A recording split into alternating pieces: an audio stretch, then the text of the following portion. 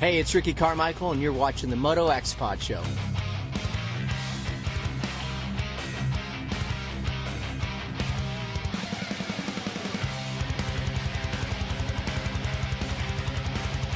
What's up, you guys? Jeremy McGrath here. You are listening to MotoXpod Show.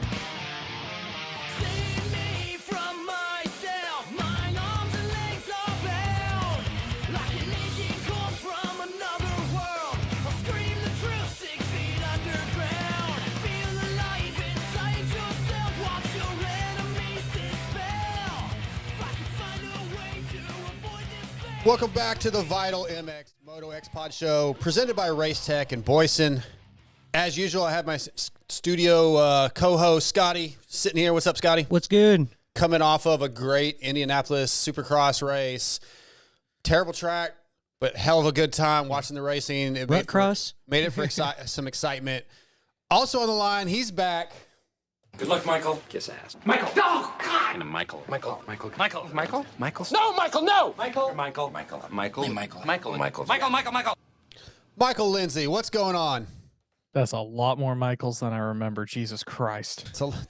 It's about 18 too many Michaels. It's kind of like I like the intros, but like the Foghorn one, even with Lewis, is kind of long. I think we can shorten those up. That's a lot of Michaels. That even gives me fucking anxiety. Yeah. Well, it gets me hyped, bro. It's aggressive. I like it. Maybe I'll edit it. Maybe I'll take some time to do that too, on top of everything else. Jeez almighty. Yeah, just get to work. As I said, we're presented by Race Tech, and if you ride, you need to go to racetech.com, find your local service center to get your forks and shocks at least freshened up by the world's largest aftermarket suspension company, Race Tech. Guys, if you want to have your service, find your local service center, you go to racetech.com. You can find a service center with a tech that probably lives near you, comes to your local tracks, can help you out. This week's service center highlight is CJR Suspension in Alberta, Canada. Charlie at CJR Suspension is the tuner for Ryan, the new Lockhart. We love Ryan.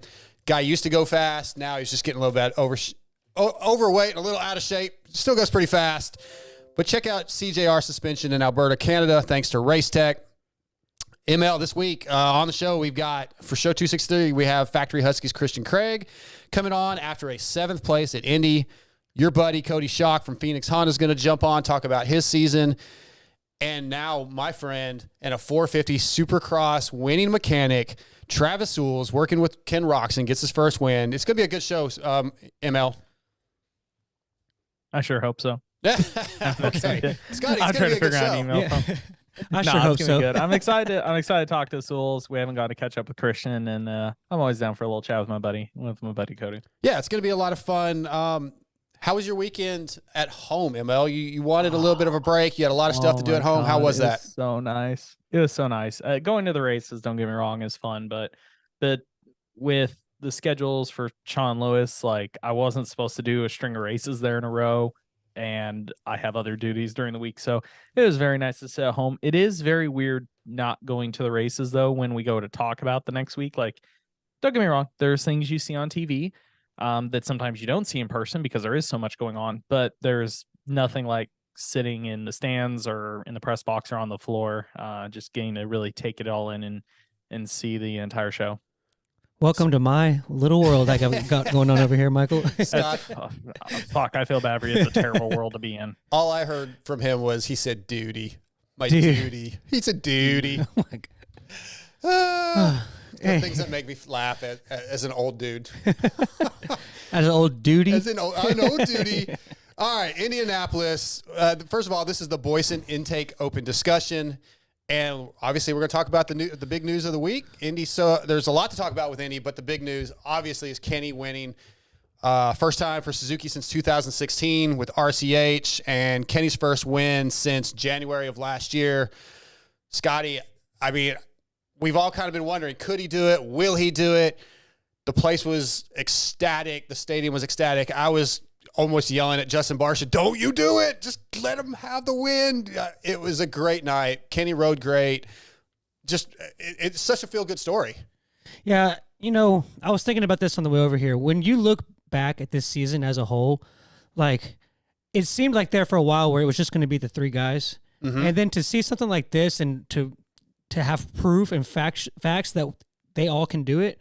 I just like I kind of look back and it's like every weekend has had its own little mini thing to it, and it's whether it's been Cooper battling Eli or Eli battling Chase or Chase battling Cooper, every weekend has had its own little thing. And man, just kind of like I'm excited to see how it's going to finish. And this weekend was a good old Barsha Roczen battle. I mean, it was different. It was random. It was a little bit of a surprise, but not. And I thought it was cool. That track was insane, and those guys, they sacrificed it and went for it, and that was awesome. So, Scotty, was there a point? Had we gotten to a point where you thought it's not going to happen for Kenny, or did you still this believe? This year on that bike? Over the last few weeks, I didn't think it was going to happen. I mean, I was kind of saying like the last couple of shows, I've been like, how are we not surprised? I've been more on the other side, like, where are we surprised that he's not won? But then all of a sudden, there he is, and ML. Ken was good all day. I think he qualified second. He was second in his heat. He led for a moment before Barsha got him, if I'm not mistaken. He was really good in the whoops all day. Just a great weekend for Ken, and I'm curious if you think this could lead to more success now. Does this do anything different for him? I don't know. I would be still like, I will admit, same as probably a lot of people got to the point of, is I didn't think it was going to happen. I thought we were past the point. If anything, the only thing I was banking off was maybe Triple Crown, individual wins, some more heat race wins. Even after the great heat race, the great qualifying, I was still kind of in the boat of when that main got started. I'm like, okay, halfway in, he's gonna start falling off the pace. Get there, still hadn't happened. Okay, 3/4 of the way in, it's gonna happen. I mean, it got close with Barsha, but he did make it happen. I don't know. It wouldn't shock me to go either way. If he doesn't get a single win the rest of the season, doesn't surprise me. Still think, both for him and HEP, it's a huge accomplishment. Even if they end out the season with only one win, I think they've got to keep their heads high. I still think they outperformed a lot of people's expectations. If they click off one or two more, huge bonus. I guess we'll see. Where one thing that popped in my mind is this weekend did feel very different for me because it has just been the Eli Chase Cooper show. Like I got to the point I didn't expect that any of them, maybe one every once in a while to finish outside the top three, get like a fourth or a fifth. I just kind of feel like it's going to be back to our regularly scheduled programming at the next round. There isn't anything that gives me an indication that, yes, Roczen was better, Barsha was better, but I don't know if either of them are riding good enough to run the pace when those three do what they normally do. Yeah, I think that's fair. I wonder about the confidence thing, though, right? I mean, we'll talk to Travis when he comes on about this. Is now whether Kenny can tell us all day long he thought he could win. Now he knows he can. So does that change his perspective? And does he stop searching quite so much for the perfect setting, even though that's what he's always done? Just I wonder if it changes his week-to-week outlook. I think he definitely said like he's I saw something where he's even talking about wanting to do some outdoor testing because he feels like he's got this bike in a pretty good place in Supercross. But one other thing is he mentioned that he's basically on what he ran before Daytona, and it was a normal week for him. So, I mean, look at the result at Daytona to this weekend. I don't think they definitely found something, but it also can play into a result that's fifth or worse on the same setting pretty easily. There's a lot of other people that I would argue when they get a win, like I really think the momentum shifts for them. I almost don't know with Kenny because I think he just always, I don't know if he ever doubts himself. I don't, anybody that wins, it's going to help him a little bit, but I would think my personal opinion is of a lot of the top guys, the top 6-7 names in the sport, I almost feel like Kenny would be one of the least affected by winning.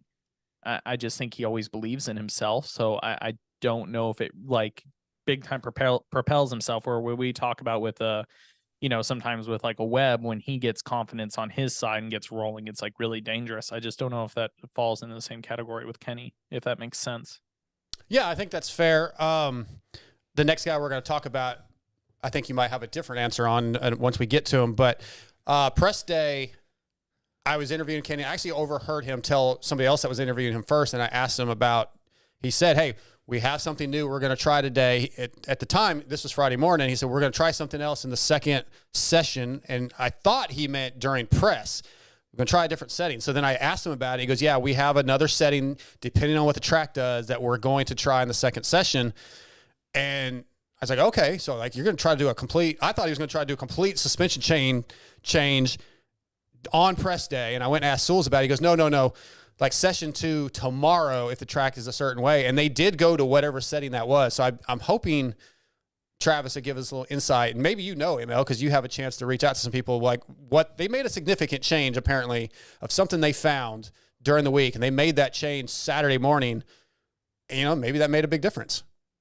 I don't know, man. I'm keeping my distance from the HEP truck as I've been ordered. Fair enough. Yeah, Scotty, though, again, what are your thoughts on his confidence? You kind of agree with ML that Kenny is always pretty confident. He maybe doesn't change anything in his week to week. Yeah, he's always kind of had that fight in him. Like he knows that he's supposed to be that guy, and I just it just wasn't there. And it's kind of unique that he said like, oh yeah, we finally got where we want to be with the bike. I'm happy with it, and then he backs it up. So like that, I mean, that's pretty cool. That's Kenny. I mean, him holding the Kickstarter shows that he is not lacking any confidence, and he doesn't care what anybody says. And I good for him, and that was awesome to see. It was great, and then seeing his peers, all the riders that stopped and laid their bikes down and gave him hugs. It was just something special. Yes, we've seen that a couple times where, like when Marvin got his first win, and it's just something a little special. That was in Arlington. It's really cool to be there. It sucks for you two that you missed out on it, but I mean, you're not dedicated like I am. So yeah, I don't know what to tell you. No response from me at all. Perfect. Boyesen, hey, we're excited to spotlight Boyesen's Factory Racing Rider Support Program, a comprehensive support system for motocross and off-road riders. The program offers participants exclusive access to Boyesen's products, yearly discounts, and the potential to become one of their new product development test riders. Join the community of Boyesen Factory Flyers. Visit Boyesen.com to apply today. We thank Boyesen for being a presenting sponsor. So the next guy I want to talk about, Scotty and ML, is Justin Barsha. Guy qualifies third. He won his heat.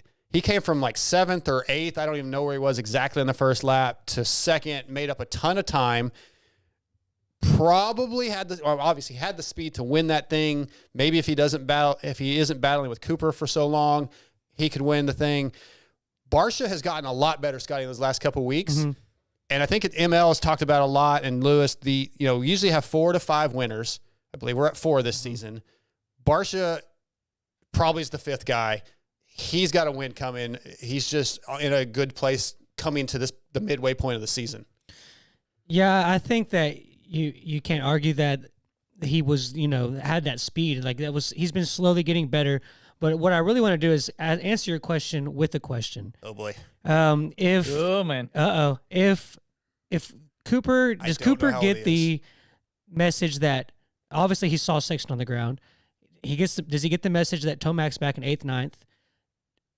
If he thinks that Tomac is 4th or 5th catching him, I know he said that he felt tight and all that stuff, but Coop being the way he is, does he push and maybe run with Barsha more to catch Kenny and maybe do something at the end if he thinks that he has to do that to get the points lead? He was catching Barsha. He was absolutely terrible in the whoops, faster everywhere else. I think, and like I was talking to Mathis that night, I think Cooper gets Barsha, but with about 3 or 4 to go, he made a big mistake in the whoops. They didn't show it on TV that I saw, and he actually was off the track, off the side of the whoops, and cost him probably 4 or 5 seconds, and that was it. That was it, yeah. Yeah, so, no, I don't think I think he was going to the front also, and conceivably had a chance to win the thing. ML, what are your thoughts on the questions and what Scotty just asked? I disagree. I don't think he had it. He admitted he didn't. He said even with knowing what the guy's situation was, he said he couldn't run with Barsha. No, I think Coop was a little bit off the main. I don't think he would have been able to go. I think, yes, he would have tried harder if Eli was there. He admitted that he was, so of course he saw Chase go down. He said he was aware how far Eli was back and he was tracking him. So he knew he wasn't making progress. But he commented multiple times that he did not feel good or comfortable. So maybe if Eli would have pressured him, he could have engaged something, but I really don't think it was his night personally. Yeah, he was, like I said, terrible in the whoops, but there was moments where definitely Steve and I thought for a few minutes that he was going to get Barsha back. and he would gain on him almost everywhere and then lose so much time in the whoops and then gain it right back.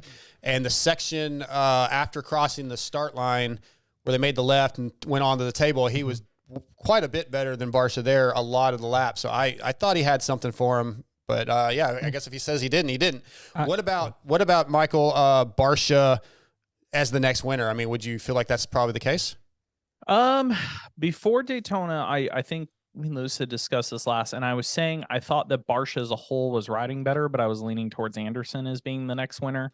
But no, I'm definitely on. If we're going to get a fifth winner this season, I would lean towards Barsha. I feel like him and Anderson both kind of have an even split chance. I think the momentum is definitely in Barsha's court at the moment. However, we get back to a triple crown. I could see it maybe falling in Jason's wheelhouse a little bit. Depends on soil and stuff. I think what's really interesting is to see Justin strong in the middle of the season. And maybe I'm just glossing over his career too much, because I feel like Justin in the 450 class is typically really strong at the beginning of the season, wins the opener a lot. He's really strong the first couple rounds, has a lull in the middle of the season that's pretty rough, and then kind of comes back at the end of the season. I feel like this is one of the strongest we've seen him at the middle point. To me, that's a little bit unusual with him. So I'm kind of excited to see, is this just going to be a peak for a couple rounds, or can he carry this all the way to the end? And sort of where Jason's been the guy who's been no man's land to fourth, can Justin take over that spot? And can he even, can he get closer to that conversation in the top three? I want to see somebody. There's one part of me that wants to see the championship just keep going with Coop, Chase, Eli, just to see what happens when the three gladiators go about it. But I also am getting sick of that storyline every week. I would love to see somebody continuously week after week get involved in those battles and really put pressure on the three we're talking about, to not just keep having, oh, I had a rough night, but I settled for third in, the constant rotation of those three just trading points. I would love to get a Barsha in there every single weekend to put pressure on these guys to perform. To not be like, oh crap, because as soon as you fall back to fourth and one of your guys is winning, like that's a decent point spread. You're losing that night when we're, coming into the last 7 rounds of the season. This gets to the point you don't want to give up more than a couple points a night, let alone, potential like 8 or 9. Yeah, I agree with you. And Scotty, I feel like there was a couple chances for Barsha to be aggressive. He was a little bit off of where he needed to be to make a really nasty block pass. But I kind of almost feel like he choked it back a little bit. What we would normally consider the bam bam. Like he didn't go bam bam on Kenny. And I wonder if that was just because he felt like he didn't have the position, or I'm not going to do that to Kenny. I don't think he would have like done Kenny like he maybe would have Anderson or somebody else. But I don't think he ever really got the chance. I think maybe, if he had gotten up to Kenny a little bit faster, because I went and rewatched the race last night, and he got into second faster than I thought he did time-wise. Mm-hmm. And then Kenny kind of maintained that gap from 8 minutes to 3 minutes pretty good, and that's kind of when Barsha caught back up to a little bit. I think if he had got to that point with more the 4 or 5 minute mark, I think he would have had more of a chance to do it. So I don't think he really took it that easy. Did he do anything like crazy and cross rut, like 6 ruts to get to him? No. But I think that if he had had a couple more chances, you would have seen something a little bit different. ML, do you think he was playing nice? I just think with any of those guys, the way the track was laid out in the sections, I don't know if you were so trapped in your line. It seemed like the riders were so focused on survival at times. I don't know if there was enough room for him to work on just like, oh, I'm going to dive bomb here or there. Like it kind of, again, a conversation me and Lewis were having, because we had to have a Sexton conversation, of course. And I said one of my thoughts on Chase versus Justin and Kenny that night was I thought maybe Chase was still treating the track a little bit too much like it wasn't as broken down as it was, taking, willing to push in sections that maybe you shouldn't have. Where Barsha and Kenny, don't get me wrong, they're world-class riders, but it's kind of funny. There's moments where they looked a little more tentative, a little more patient, like the way they'd hop on the tables and off, like trying to land in the holes correctly and get off, and just trying to work around what was a very nasty track. I think a lot of that played into, you would see how many laps Justin would gain all that ground through the whoops, over the on-off, and then there was that triple, couple singles into that left-hander before the finish, that was where Justin would blow because he would try to go inside and get hung up. There's so many times he had enough of a run coming off that triple to that inside where I'm like, man, if it was more of a, if it wasn't so rutted, so nasty, I could have seen him just shooting across, you know, up to the berm and trying to stop Kenny there, but they were tiptoeing by the time they got to the corner.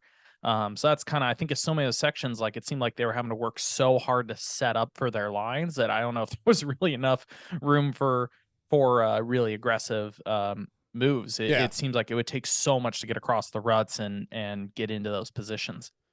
I really thought Kenny blew it on that last lap on the after the whoops, like that with the left and the onto the table. Yeah, I thought it was over. Dude, imagine if in that moment if Justin, because Justin got tentative when he got him on when Kenny made a mistake instead of committing off. I think if Justin would have committed off, I don't know if there would have been a little bit of contact. I don't think it would have been bad, but for me that was kind of the moment that I thought Justin, you know, that was the moment it could have happened. If Justin would have committed and just said F it and sent, like, that'd be a great example of Justin not maybe being a little bit tentative, because he could have just very easily said screw it, jumped on the on and off right there and tried to make the move happen. Yeah, I was surprised. I thought I kind of caught my breath for a moment. I felt so bad for Kenny, but he saved it. Really, really stoked for the guy. Kickstart Kenny gets his win. It's on, dude. And on the broadcast, dude, I heard Kickstart Kenny like 6 times. Oh yeah, Kickstart Kenny. Dude, my nephew's all about Kickstart Kenny. It's a thing. It's a definitely they're using it as marketing. It's working. Yep. Let's move on to Eli. ML. I have gotten a lot of texts, a lot of people saying, "Oh, he's injured. He's hiding an injury." I don't believe that. I think he qualified 5th. Not great. Just not good all day. 4th in his heat. 8th in the main. Just uncomfortable. And I think what we've learned from Eli over the last couple of years is he's not going to cross that line anymore when he's uncomfortable, like maybe a few years ago where he'd make a dumb mistake. He's playing it safe. He lost a few points, in the championship, but he came out of there healthy. I think he's just riding smart and a little tentative when he's uncomfortable. You agree, or do you think there's an injury that we don't know about? Nah, I don't think there's an injury after how he rode at Daytona. I just think Eli, I'm trying to think of what round I interviewed afterwards, and he's made a couple comments that, I think he's just more selective. He isn't going to, and I wonder if that's partially just how he is with age in general, if a little bit is from the, A2 crash earlier this year, if he's just kind of trying to play the long game. I'm not saying, I still don't think it was a good performance. Like, I look at it as, I think even on his worst nights, I think Kenny should not have been beat by Christian AC. I think he should at least been, on Anderson. So I don't think, even if he was playing damage limitation or being cautious, I think he still didn't do a great job of it. I think there was easily 2 positions there for him, even on a rough night. But no, there's nothing I've heard or indicates there's a wider problem. I just think, he had one of his nights and just played it a little too close to the chest and just took it a little too easy. Yeah, when I was watching the timing and scoring, and I saw, AC was only 2 seconds ahead of him, for a while, and I couldn't believe that. It was I was like, oh, you're gonna at least get that, and then it didn't happen. He was not going to do anything more than he was doing, and I think it's just smart and experience, and he's older. He knew that he couldn't necessarily win the championship that night because the track just wasn't going to happen. He wasn't feeling it, and I think he would rather have an 8th than to try to go get a 4th and then wreck and then possibly get that injury. And a DNF would have really been bad in the championship. So I think it was just a smart tactical championship move. I agree. ML, any rumors or anything you hear about some kind of significant changes within the Eli camp, suspension, or anything that he might be changing in the future? I've kind of heard some little bitty rumors.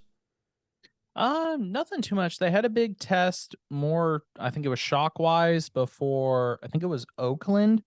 I really don't know what they've been working on the last couple weeks. I haven't discussed it with anyone over in that neck of the woods. Okay, well, I did make a call or a text to Ulrich to try to get Eli on for next week. I haven't got any kind of confirmations or any response whatsoever, but hopefully we can get Eli on in the next week or two. Scotty, what about Cooper Webb? Whoa. You said we've heard something, and then you moved on because I didn't say it. Come on, spit it out. Well, I had just heard some rumors that maybe Gilly could be going somewhere else or something like that. That would really shock me. Okay, Let's say, well, again, you're leaving me out to dry here. Come on. I just overheard a conversation that somebody that there could be some, like Gilly could be going somewhere else, and then the other person in that conversation said, "No way," Eli and him are too tight, and then the other guy's like, "I don't know, it's what I heard." So I just didn't know if you'd heard anything. I didn't really want to throw anything out there unless. Oh, you cannot start a conversation with. Oh, I heard something. Let's let ML freaking bury himself this week again because he keeps doing that lately. Gossip side over here. Ooh, yeah, ouch. gossip. No, it's stir the shit side is what this is. This is that's my new. Yeah, you're stir the shit side. You just want to leave me out to dry. I see how it is. He goes to one race, is all stoked, like, yeah, ML's screwed. He doesn't get to come anymore. Now, if you knew something, you would tell us. If not, okay. Well, move apparently on. I would, but you wouldn't unless I put pressure on you. If I actually knew. Peer pressure is a bitch. If I actually knew something, I would say it. But I just heard. Oh, you weren't going to. You weren't going to. Because I didn't know. I just heard something that was sort of superficial. If you had heard some details, then we could talk about it. Damn. Scotty, Cooper Webb. Cooper Webb. Like anything stand out? Wow. Cooper Webb. What? Cooper Webb. Points lead now with not a great ride, but the ride he needed. He just he didn't crash. He kept it together other than the one off-track excursion. Didn't really cost him a whole lot of time. Championship mode right now. I think it was a smart ride, a safe ride, but he was horrible in the whoops. I mean, absolute. But so were a lot of the guys. Eli, a lot of the guys. Yeah, you think that a jumping whoop section would benefit Coop, but it was just. I mean, that was just such a bizarro track, man. Like it seemed kind of like a more old school. Like it almost felt like a 2009 track. And honestly, what's funny is this isn't really about Cooper, but one of my buddies takes. He's known for having exaggerate takes, but somehow in the long run, it actually makes sense. And he was like, Roczen's on a 09 Suzuki and on a 09 track, and that's why he's winning. Okay. ML, Cooper Webb, just a smart ride, I think. I thought, like I said earlier, I think he looked really good. I think he did have something for Barsha still in the end. We disagree on that. But, yeah, Cooper Webb with the points lead. I think the big thing is Coop continues to show that between himself, Eli, and Chase, I think the man knows how to execute on the nights he needs to execute, even when things aren't maybe going his way, whatever it is. He just still gets it done, and that's why he's won the titles he has. That's why you can never doubt him. I think it comes back to even coming into the season on some of the prediction shows, the ones Racer X did, the one we did. Like one of the biggest kickbacks we got is people thinking that we were saying, "Oh yeah, Eli's still Cooper's still a title contender," and people are just losing. It's like, what, do you guys not realize what this guy is freaking capable of? And it's nights like last night when the others falter and he just continues to put himself in a good situation. That's what's going to make him dangerous as we chip down the rounds. Chasing Eli will have some bad nights here and there, and it's just hard to see Coop really having any issues. I'm just in the last couple rounds, I'm definitely leaning a little bit heavier towards the Coop being the my favorite of the three. What's more of a motivator / confidence boost? Cooper getting the red plate, that's obviously like to him, that's, he's like, okay, well, I've got this. This is working. Or is it going to be more of Tomac responding to, I lost it, I'm going to Detroit, I'm a guy at Detroit, and does that which one is greater? Cooper getting the red plate or Eli losing it? Let's come back to that, because first, WUSA is your source for all things wheels. If you're looking for a complete set of wheels for your bike, we have something for every budget. If you want to use the same wheels used by Eli Tomac, Cooper Webb, Malcolm Smith, Christian Craig, Chad Reed, and Jeremy McGrath, just to name a few, we have what you need. Give us a call or check out our website, WUSA.com, or follow us on Instagram to see some of the latest and coolest builds we've done. Use promo code MotoXpod Show to save at WUSA. Tonight, WUSA brings us Christian Craig from Rockstar Husky. What's up, Christian? What's going on, guys? Not much, man. Glad to finally get you on this year. It's good to have you. I think Indy was a really good ride for you. I don't know how you feel about it, but qualified 7th, 7th in the main. Not a good night. I think you're coming along. Yeah. I mean, I after Daytona, I was pretty frustrated with that night and how I rode. Kind of had to take a step back and just like simplify things. The way I was coming into the race and my expectations, I kind of had to just reset my focus. Obviously, a seventh isn't the greatest, but I think my riding was better. I was just doing my laps. I was just being, trying to do what I do during the week, and I think that's what I did. And I was a little bit closer to where I feel I belong, and yeah, we're getting there. I think I can be a little bit better, but yeah, seventh, we'll take it and go to Detroit. I mean, you started out the season with a 13th, 3 11ths, a 10th. You're definitely getting better. I know you've been doing a lot of work on the bike, trying to get it more. You're more comfortable, and you've admitted that there's some confidence issues there too, right? When you're struggling with the bike and struggling with your finishes. So I have to feel like those things are, like you just said, getting better as the bike gets better, the confidence gets better, the results gets better. And, as we move on to the end of this first full season on a 450, I feel like you're going to be a lot more confident in where you want to be in the next 3-4 weeks. Yeah, I think each round I'm gonna get a little bit more comfortable with the guys I'm battling with. I think just getting myself up there and put myself towards the front and just finding that pace out. That's where I'm going to learn the most. So trying to do that. My starts have kind of been trash. And it's mainly me. I need to attack the start more. And I think you can say that's kind of a confidence issue. And, but when my riding is doing as good as it is now, I should be able to start up towards the front. So that's the goal this week, is to improve those. And yeah, I mean, I got a good group of people I'm training with, and yeah, I mean, there's no reason I shouldn't be, improving each week. When you talk about the confidence on the start, is that literally something you're on the gate, and are you in your own head a little bit, kind of talking to yourself? Like, oh, yeah, I don't know. For sure. Yeah, for sure. I mean, it's pretty crazy. There's a million things going through your head on the line. You're probably up there for 5 to 10 minutes before the gate goes, and it feels like an eternity. It's just keeping yourself calm and focused. It's easy to kind of steer away from that and think about negatives, but I've been here before. I've done a lot of these gate drops, so I know what I need to shift my focus to. And I've whole shot a lot of races, so it's not like that I can't do it. It's just, it's believing in myself and executing it when it matters, Definitely. Continuing that conversation on the starts, Christian. So when you get to the 450 class, you're in with all the biggest players.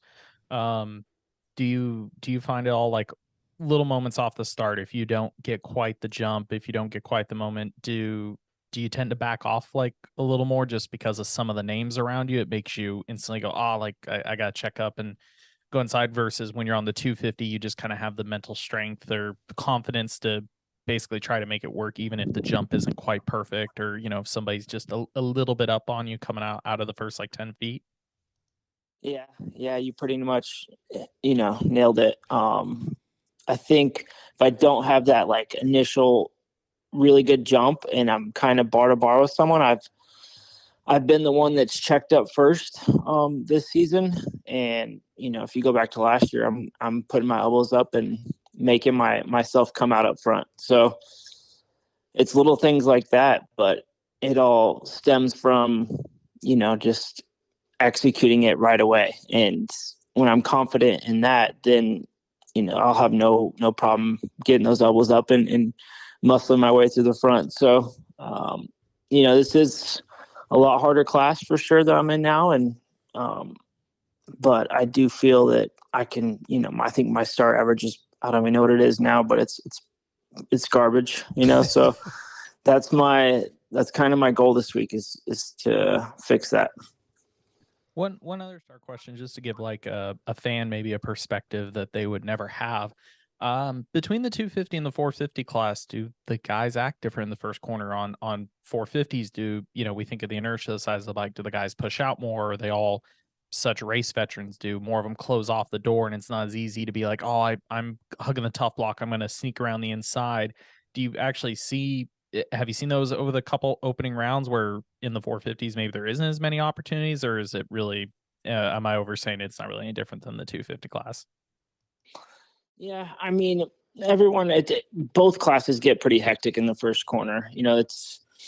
There's so many guys that want that start, but I think in the 450 class, especially the main event, you're dealing with so many veterans that have been there so many times and, are in the same position as me and think they know what it takes to get a hole shot. So I think it's just like, it's that first 5 feet, I would say, is where you're going to get it. If you can get off that gate and get over the rut and get that shift, then you're going to control it. So it's that initial hit that I need to be better on.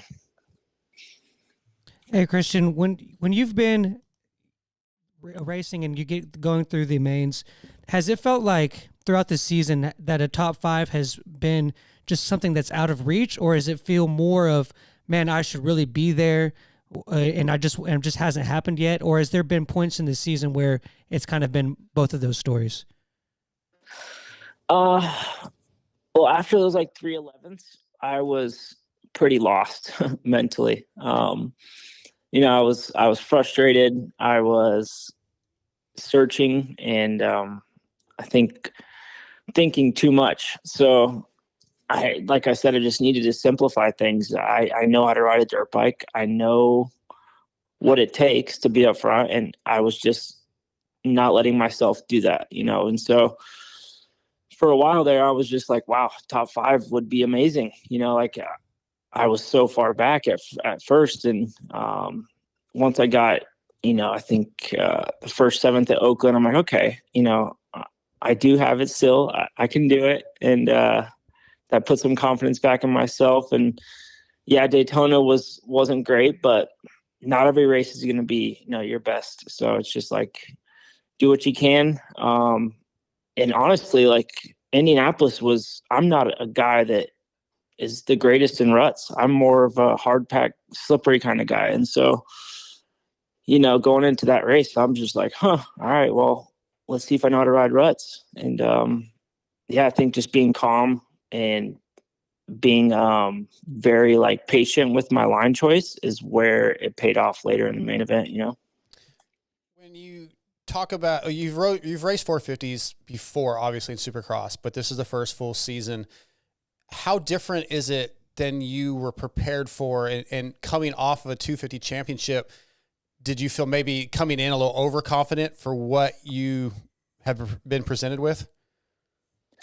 Possibly. I mean, I know I have the speed. That's the thing is, so I'm expecting a lot out of myself, but after my first few rounds, it was more frustrating than anything. So, I've done these 450 races before, but I was a full-time 250 guy, and these were just fill-in rides. It was more just like, go have fun and, see where you fit in. And now it's, I got to show up every weekend and battle with these guys. So, it's been a roller coaster so far this season, but I've been at every round. I've been showing up and putting my best foot forward. I'm trying to learn more and more each weekend. And just this dirt bike racing stuff's pretty tough. Yeah, it's not. If it was easy, everybody would do it. On the mental side that you've talked about, I know you've worked with Connor Fields and he's helped you out, but when you get in I'm gonna use the term dark place. I don't know if it's really dark or not, but where you're not happy, you're not believing in yourself. What are the processes you use to try to get back to a positive spot? What do? Do you find a quiet place? What are your tools?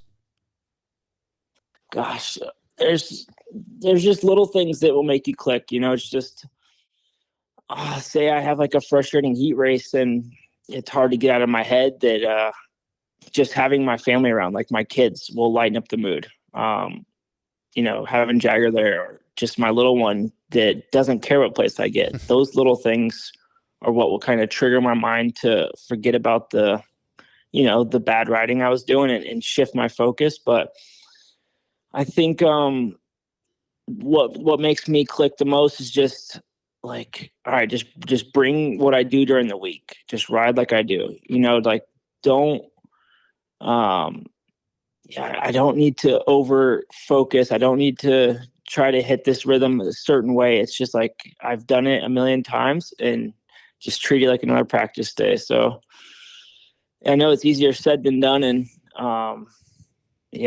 but it's been tough, but I am enjoying it. I'm having fun with the team. Like I'm growing with the bike, enjoying it with Alden and the whole program here. So it's just it's just taking a little bit longer to get these results, but we'll get there. A little bit of a flashback couple weeks here. I remember Arlington press day. I think you were the first guy to wheelie over that roller bump and then go like 3-4 on that rhythm. Yeah. And then I watched Eli took 7 attempts, I think, from doing, couldn't stay on balance doing it. Took Kenny a while to do it. Little stuff like that. I remember watching that and going, man, he like, not that we need a reminder, how to ride a motorcycle, but I was like, damn, that was really, really impressive. I would say watching little stuff like that, I kind of felt like, okay, I'm sure at this point you're coming along, at least with your confidence on the bike, on the 450. Is that little stuff like that? Is that how you're riding during the week? Is that part of why you're frustrated sometimes on the weekend? Because I mean, I think even in your qualifying at Arlington, you were 3/10 off the top spot or something. Yeah. I mean, it's frustrating for everyone around me too, because like my practice mechanic and Alden and everyone at the track will see how I ride during the week, and there's no reason you shouldn't be better, and so they're trying to get that out of me on Saturday, and it's it all comes down to me and just letting myself do it, so I think you're seeing it. It's coming along slowly but surely. Like qualifying is improving. Heat races, I'm a little bit closer. So these little things are showing, but yeah, I'm just I'm waiting for that, that breakthrough to come in the main event. So whenever I hear the conversation about somebody being potential to going to one of the 3 Austrian brands these days, I feel like there's still some up and downs with some riders, whether they want to go to Alden's or not. Like some people, I don't know if they're afraid of the workload, don't want to work with him. Some people are super excited. If I remember right, when I heard originally that you signed with Rockstar Husky, I heard that was something you were actually super excited about. What's that process been like? What's it been like working with Alden? Was there any real big culture shock to that transition? Yeah. When I signed, that was something I asked for in my contract, is to be with Alden and be on the 450 side. And at the Baker's factory, he's got 2 different sides. He has Mike Brown that helps the 250 guys, and then his side is the 450 side. So we all ride together and stuff, but I asked to be with him and to do everything under his watch, and obviously his resume speaks for itself. So I've always wanted to try his program, and yeah, it's been a lot of learning, but it's not easy, I'll tell you that. And I didn't expect it to be. I expected it to be hard, and I'm doing everything he's asking, and so yeah, it's just trying to grow and get better and try to improve each weekend. So what, if you don't mind me asking, like really precise, or if you have one item you could talk about. I mean, you've worked with Swanee, Westling, a lot of great trainers in this sport. Working with Baker, is there like one item that was really different than anywhere else you've been that you were shocked, like, oh, you can do this to be better on a dirt bike, whether it was something diet or even just a specific workout? Was there anything that really stood out to you that you were surprised about? No, I mean, each guy that I've worked with, I've taken a lot from, and learned from, and some things worked better for me, and Swanee was awesome. I think a lot of the top trainers kind of are in the similar range of motos, laps, gym, cycling, and it's all, it's pretty simplified. It's nothing crazy. It's, you go there, get your laps in, you make sure you do your motos, you show up on time, get in the gym, and you do what he says. That's you don't ask questions. So no, it's been good. It's been learning though, just trying to get to know him more and yeah, it's cool though. It's like, yeah, I'm later in my career, but I'm glad I get to have this opportunity with them. Christian, did you feel that when Mookie had an early exit to this season, did it kind of change like the pressure that you felt from the team, or did it kind of give you like, oh, like I'm the sole guy now? How did that change affect you in any way, or did it really just stay the same? No, I was more bummed than anything. I was half a second behind him in the moto the Monday he crashed. After that race, it was during a practice day. We were just doing a moto, and I was literally following him off the double, and he slid out after it, and thought nothing of it. And then a couple of days later, I heard he was injured. So more bummed than anything. It was such a cool off season with everybody, and especially with Mookie, he always keeps the mood light, and keeps it fun. So especially him and AP, it's always a good time at the shop. So no, that didn't change anything. Didn't change the pressure or expectations or anything. Just yeah,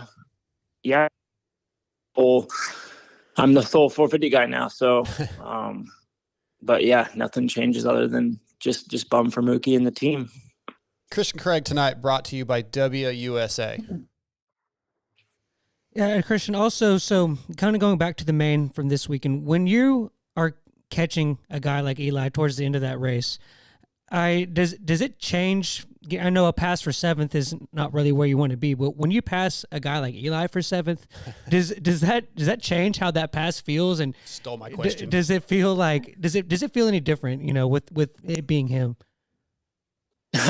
Well, my brother is actually the team manager of the 450 team, so I texted him after. I'm like, I know Eli was probably riding at 30% and didn't feel comfortable, but I did pass your rider, so I had to give him a little jab, because that might be the only time. But yeah, I mean that was obviously not Eli at his best, but yeah, everyone goes through struggles, and we battled pretty much the whole main. He got me early on, like lap 2, and then I followed him pretty much the whole time just through the pack, and we yo-yoed back and forth, and then I think 3-4 laps to go, he made a mistake in the whoops, and yeah, I pounced on it, and it was it was like, wow, okay, even the best struggle sometimes, and you kind of realize that, and yeah, that was a crazy night for sure. Yeah, I mean, you had to, like you said, he didn't have his full effort, but you feel better that you still got him. If he had still beat you at 30%, that probably would have hit harder than, the fact that you got him probably made it easier.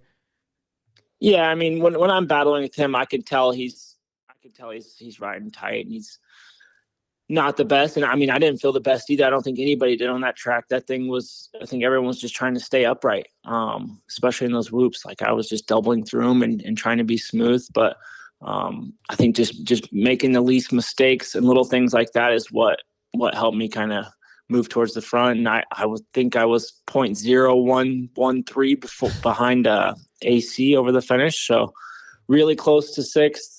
But yeah, I mean, it was two more questions for you, Christian. I'll let you go. With the bike, the changes you've been looking for, how different is the bike compared to what it was a month ago? A lot different. Yeah. In the off season, I was changing the bike to a certain way that it didn't want to work, and I was trying to make it work. And then, I realized that pretty quick early on in the series, and we steered back towards, what most of the guys run on it. And, that seemed to help me quite a bit. But yeah, just always trying some stuff, just little things. I feel like I have the past 3-4 weeks, I've had a pretty good base with it, and just tweaking it here and there to try to get it, a little bit better and try to improve myself and get myself more confident. But the bike is obviously fully capable of winning. And you saw that early on with Malk. He's his first 2 rounds, he was, one of the fastest guys out there. So it is a race, it's capable of winning. So I just need to step up to the plate. All right, I got one more question, and this is just because we in the media are always looking for storylines or whatever, and at Daytona, or when RJ comes in and wins a heat and looks really good on the bike, and then you hear us going, "Oh, I wonder how Christian feels about that." Do you how does that react? What is your reaction to that? Does it even matter? Yeah, I mean, obviously I want to beat everybody out there, but for sure when RJ won that heat, it stung a little bit, and yeah, it was it fired me up for sure. And yeah, it was, I'm not taking anything away from him. That was awesome and good for the team, and to come in to race the 450 race like that and do that was awesome. And we did have a battle in the main for a little bit there, but yeah, it did sting and fired me up for sure.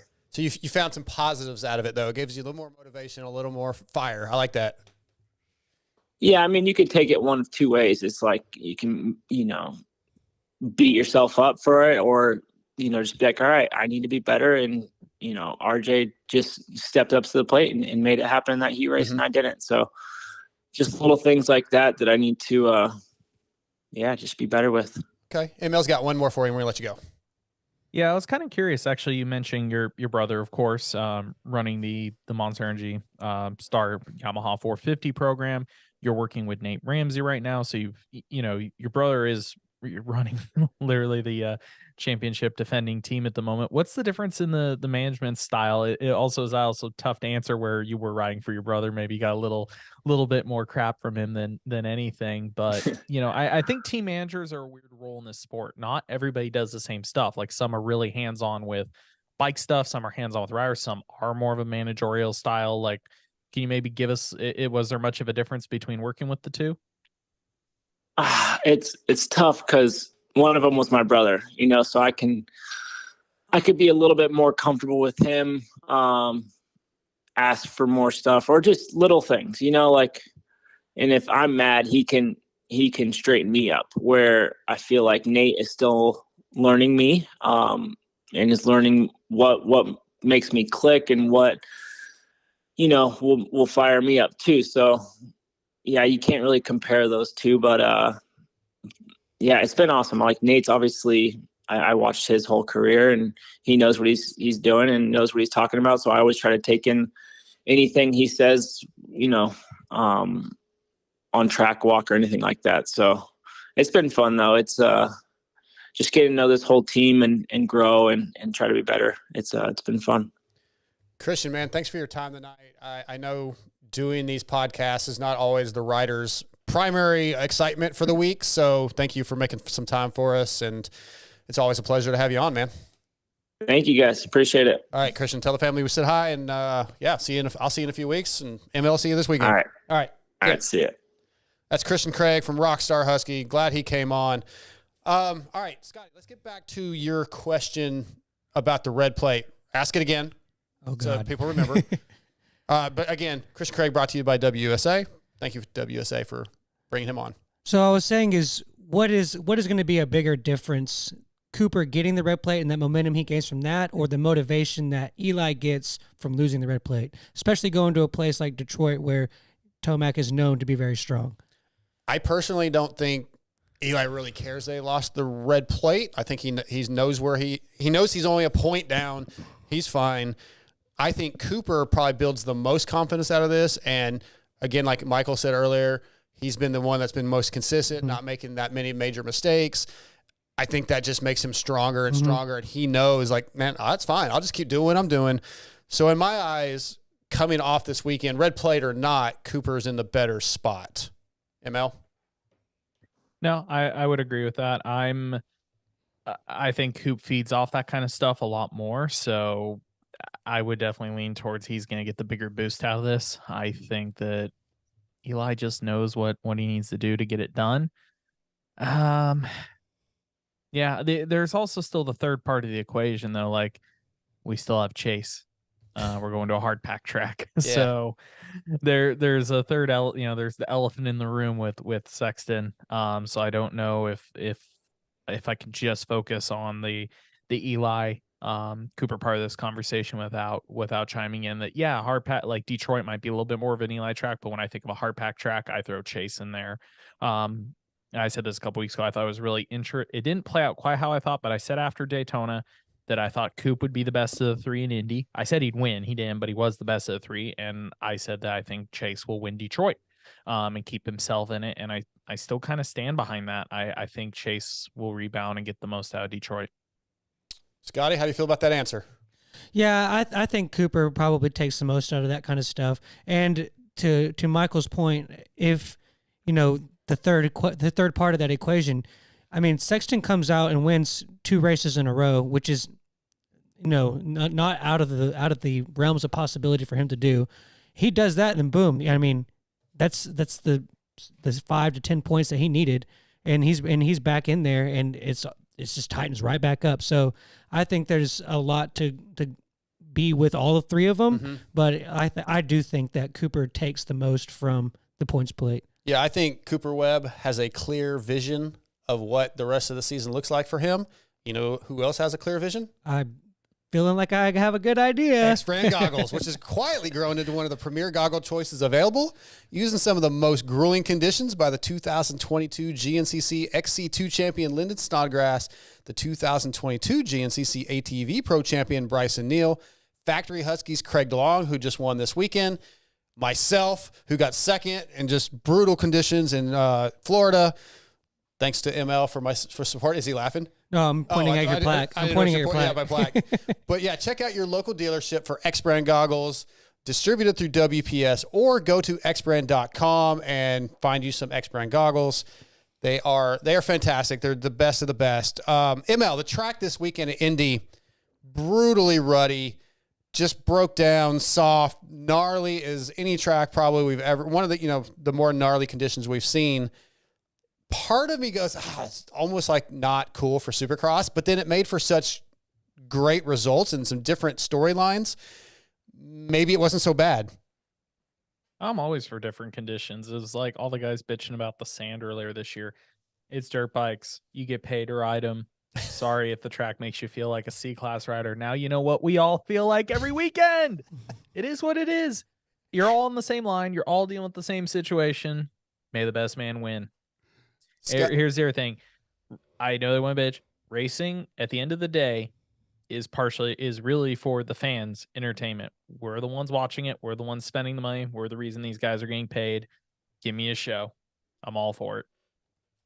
Scotty, what I like about that, though, watching that race is I watched a race like Indy. I'm like, God, they look so bad. I mean, I bet that's like, I could do that better than that. Like, it almost makes me feel confident that I could do Supercross better than some of those guys because the conditions are so bad. Did you feel that way watching? There was one part where it showed the finish line and it was kind of slowly zooming in. Yeah. And you could tell the closer it got, the more pixelated it got. And there was like one of the ruts looked like a black hole. Like it was like you could not, it was so dark that you could not literally see, like you didn't know what it was. It was like a void. Yeah. Like you would have been done so fast. It's great watching these most talented dirt bike riders on the planet struggle because, like Emma just said, it makes me feel a little bit better. But let's move on. When it comes to triple clamp, suspension, and chassis parts, there's no comparison. Luxon MX makes the best parts you can buy. Luxon's advanced engineering background and techniques allow them to develop products that are unlike the rest. Lighter and stronger with optimized stiffness to enhance your riding comfort and precision.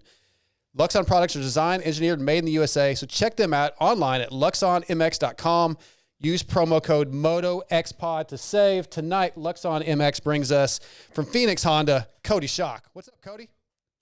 Not much, man. How are you? Doing good, dude. Did you feel like a squid out there this weekend? To be honest, not that bad. Okay. I adapted to the track way easier than I thought of, so that was a plus. Yeah, so you and I talked preseason. We did a little article for Vital, and we talked about you coming off the knee injury and how 22 obviously didn't go how you expected, and your goals were to be better than 21, which I think was a 9th overall. You're sitting 10th right now, not too far out.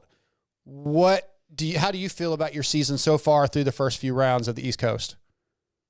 I feel like it's kind of gone the way that I expected it to. Considering that I wasn't able to like actually have a proper off season and create a base, I had to race myself into shape. So I will say the first 2 rounds went better than I thought.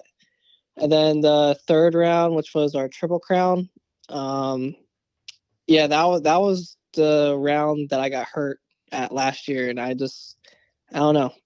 I was happy with my riding, but just not everything was clicking. Like I just didn't have like the luck that I needed. So I was happy to just come out of that one healthy, and then coming into Indy, I was actually really happy with my riding. No, I'm not going to sit here and say, oh, it's been phenomenal or it's been easy. It's definitely been a struggle. A lot of it, I felt like it's been more mental than physical. So I've just been trying to keep like a level head and take all the positives and just continue to bring those into every weekend. Yeah. So what are the little things that besides with the mental what are the little things that you need to improve on to make that next step to get inside the top 10 in points? I probably have to put myself into better positions in the main. My starts have been good, but I feel like they need to be a little better, and my opening laps need to be a little bit more intense. Start riding like offensively and not defensively. And then the last 5 minutes of the main, it's easy for you to tell yourself like, okay, kind of relax and bring it on in, when I still need to be like putting in solid laps, because I know guys ahead of me get tired, and usually that's been my strength, but this year hasn't really been my strength, so I'm trying to change that. All right. What hey Cody, it's ML. I forgot to Hey, intro ML. that part. What's up? With everything you went through this off season, I'm sure you had coming into the season just kind of an overarching goal of just, being there, being a little better each weekend. Now that you've gotten some top 10s, those results are coming around. You're feeling a little better. You're, as you say, getting a little more in shape, having to race yourself in. What's your approach each weekend when you come to the race? Do you just kind of still have this overarching goal of what your season should look like? Or does every weekend, are you just like, I could do this position, I could do that? Do you see your mentality changing much, or do you keep it the same every single weekend? My mentality's changing a little bit, but I'm still being real with myself. I think my mentality is changing more so in qualifying. First 2 rounds, I was kind of stressing, like, am I fast enough to be inside the top 20 to get like a decent gate pick? And then after we've gone 4 or 5 rounds, however many we've done already, I've definitely become more confident in myself, in my speed, in my ability. And each round we go to, I've been adapting to the tracks easier, because it's easy to like look at a triple and kind of get stressed out about, oh, like I'm not really sure like what speed to gauge this, or a rhythm section, because it might be a little bit more peaky than what you're used to, blah blah blah. So I've been adapting to the tracks each race as we go, but I'm still keeping my mental side of just trying to be the best version of me, and only focus on me, because at the end of the day, everyone else can do what they want, but I need to make sure that I do what I can do first, because at the end of the day, like, I'm the most important person to myself. So, yeah, I'm still being realistic. I want to qualify like 10 to 15th fastest. I think that's pretty reasonable for me. And then being around that 7 to 10 range in the mains, I think that's pretty reasonable for me. But I just need to continue to focus on myself and just make sure that each lap is accounted for, and just be strong. Something I thought might be fun for viewers to hear is you kind of went through. You're originally from Delaware. You packed up life into a van on the whim of our friend K-Day to come out to California a couple of years ago. That's how we met personally. You did kind of I think I'm born and raised in California, so I always get laughed when I hear people say California dream, but you came out, started riding Supercross here, got noticed, got a ride. Now you're with Phoenix and you've gone to North Carolina, to their neck of the woods. You guys ride, train back there. I don't know, give people kind of indication what it was like being, packing up life, packing up away from family, coming out to SoCal, living that dream, but now transitioning to, working with the team at their, in their property, their building, club of the facility, the whole 9 yards, what that transition's been like. When I first decided to go to California, it was kind of like almost like my college years, I guess you would say, for anyone to like relate to. I was saved up to what I thought was enough, which was about 12 grand in my bank account. And I said, all right, I'm going to California. 2 weeks worth of life in SoCal. And I'm just going to do it. There really wasn't like a whole plan. It was just, we're going to do it and enjoy it. And I felt like going to California, yes, I did get noticed. But I feel like the biggest thing is it made me grow up faster, because I come from a very small town and kind of have always been used to having mom and dad there. So if anything happened, like they would take care of any issues. Whereas when you go to the other side of the country on your own, yes, you're with great friends, but still like you're out to defend for yourself.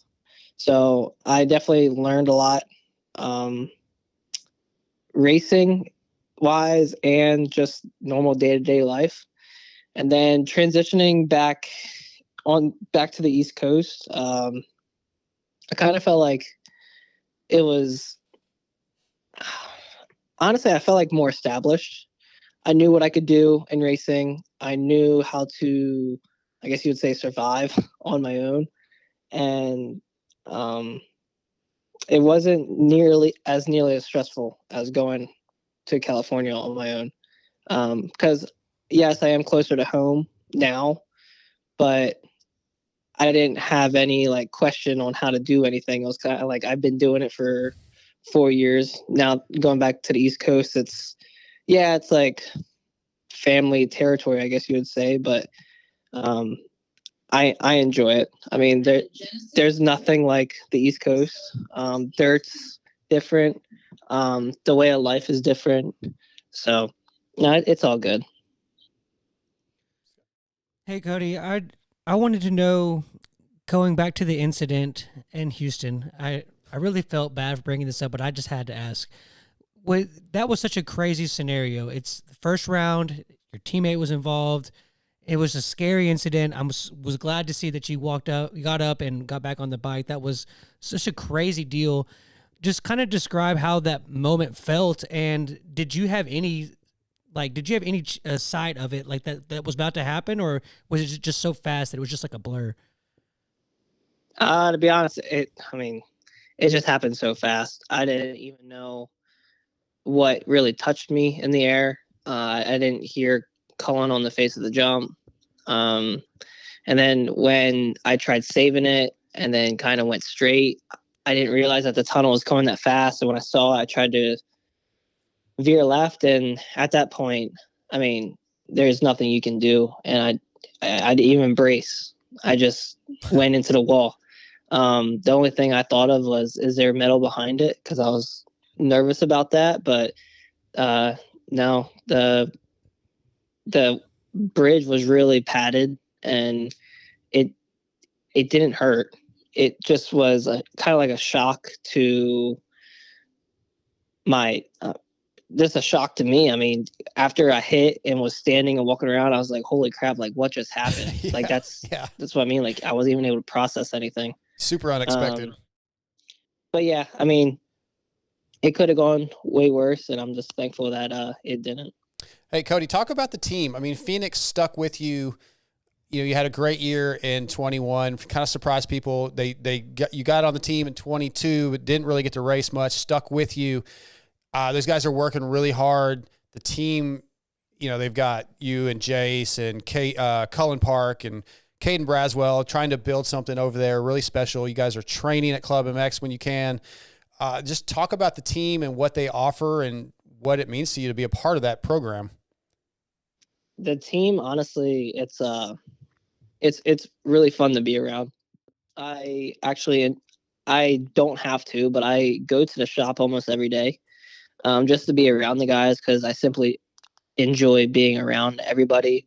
We all have like our own sense of humor. We all get along really well, and it's pretty cool because they see the hard work that we put in, and I see that the hard work that they put in, and it's equal both ways. When one person puts in that amount of work, the other person wants to step up. So no, it's fun. I enjoy being around the team. All the riders, Cullen, Jace, Caden, and I, we all get along really well. It's not really stressful at all. Obviously, we're all competitors, but we know how to balance that out. And I don't know, it's cool to see what David Eller has given us, and he believes in all of us. And I'm just trying to deliver for him because I see the amount of effort that he puts in. I'm just trying to put in the same amount and give him what he deserves, and that's just good results. So just going to try to continue to do my best and to continue to move forward. How good is the bike? If there was one thing you would like to improve, what would it be? It's kind of hard to pinpoint one thing. It's honestly the overall package. I mean, we're using the best companies that are out there in the moto industry. If it was anything that was my favorite part, I mean, we definitely spent a lot of time on the engine and fine tuning it and just putting the power where we want it. A lot of people have always wanted that super aggressive, like snap. And I've kind of always been on the opposite end. I like a very smooth power. And I felt like Phoenix has delivered that really well. And now we're just like, if we ever feel like we need to change anything, it's never ECU, it's never engine. It's just, hey, like, let's go from a 50 tooth to a 51 in the rear. So that's about it. Okay. But no, the overall package of the bike is awesome. They're willing to do anything to get you comfortable on it. So yeah, I mean, it's just the whole dynamic of the team is awesome, and you definitely feel welcomed. And when you feel welcomed, I just feel like it brings a lighter vibe, and a lighter vibe brings just good results. Yeah. Luxon MX bringing you Cody Shock tonight. ML? I was curious. I think we had talked about this, but I was wondering if it's still settled or if you'd want to bring it up. Is we are in our first year of the Super Motocross Championships. So of course, after outdoors, we're going to have SMX, the 3-round playoff. I think I saw that you're either right at 20th or hovering right about it for overall for 250 points right now. However, you are a beast on a 450 outdoors. What are we going to do outdoors? Which class do we want to race come SMX? I mean, I plan on doing 250. I think it's smart for me to switch it up. I've shown what I can do on a 450, but I have been given the approval to do the 250 class from Phoenix. So I think that's the route that we're going to go, and I think it'll be smart for the whole super motocross thing. So yeah, I mean, I should be top 20 in points, and I look forward to those future events. 16th is where he is, ML.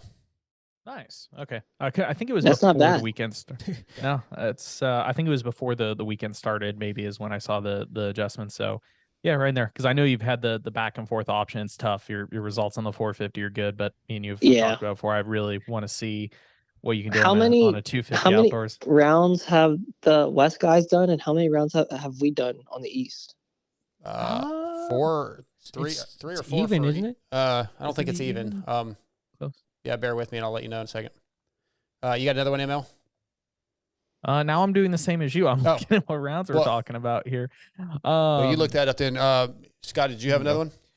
Yeah. So the track this weekend, have you ever had to race on anything that condition, and did it suit you a little bit, or was it just straight like Narville?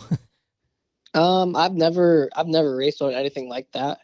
That was my first time in Indy racing. So that was pretty cool to do. I knew going into the weekend that it was going to be pretty rutted, but it was more rutted than I guess years prior. I guess the last time it was like that was maybe 2016, people were saying. I feel like the only thing that got me ready was I remember back in 2019 when I spent some time at Club MX, that off season for those guys, it was really rainy, and they just got done building new Supercross tracks, and it was really soft and rutted. And I actually went back in my photo album and I found the photos from where we were riding those days, and I was like, wow, that was Indy right there. So that's the only time that I really, I guess you would say, practiced anything like that. But Indy kind of reminded me a little bit of outdoors, only because how long the ruts were and kind of how the track was always changing. But yeah, no, I've never ridden anything like that. I felt like it was either you adapted to it or you didn't. And I'm super thankful that I was on the other side of that and it came to me a little easy. For the fans, that especially the ones that have never raced, and for those of us that never had to be in a position to race something like that, how can you relate it to give the fans perspective? Because obviously from the stands and from the TV, it's just not the same. I can tell you right now, I'm RJing it. I'm sick. I don't feel good. I got to go. Yeah, I mean, I would love to ride the water truck lane. That's for sure. The easiest way to explain it. Pretty much you can never look down. You always have to look forward. And you really have to make sure that you're centered with the motorcycle, and the ruts are only as wide as that rear tire. And they're not always going to be that wide because how soft it is. The tops of the ruts want to fall in.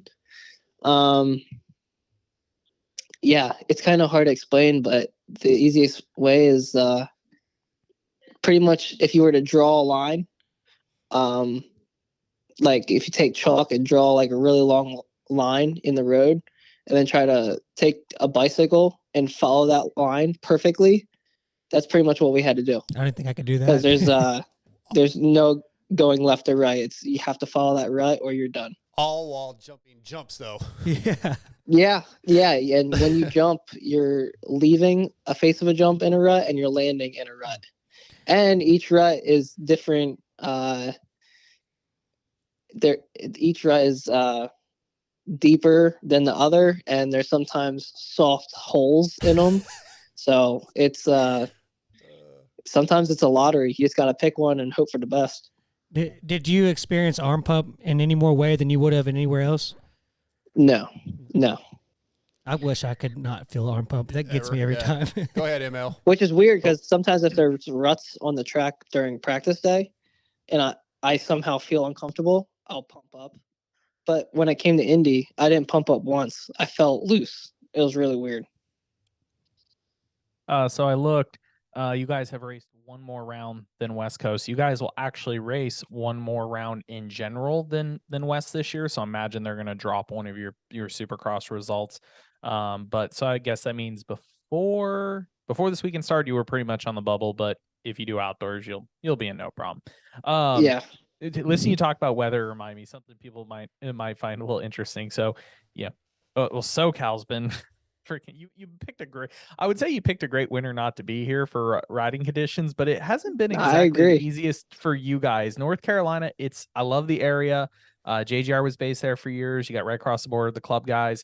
It's still not quite the same it eases Florida. It's been pretty cold there. You guys have a weird riding schedule. Like one of the days I went with you guys, sometimes you guys don't ride Supercross till like noon or 1 o'clock.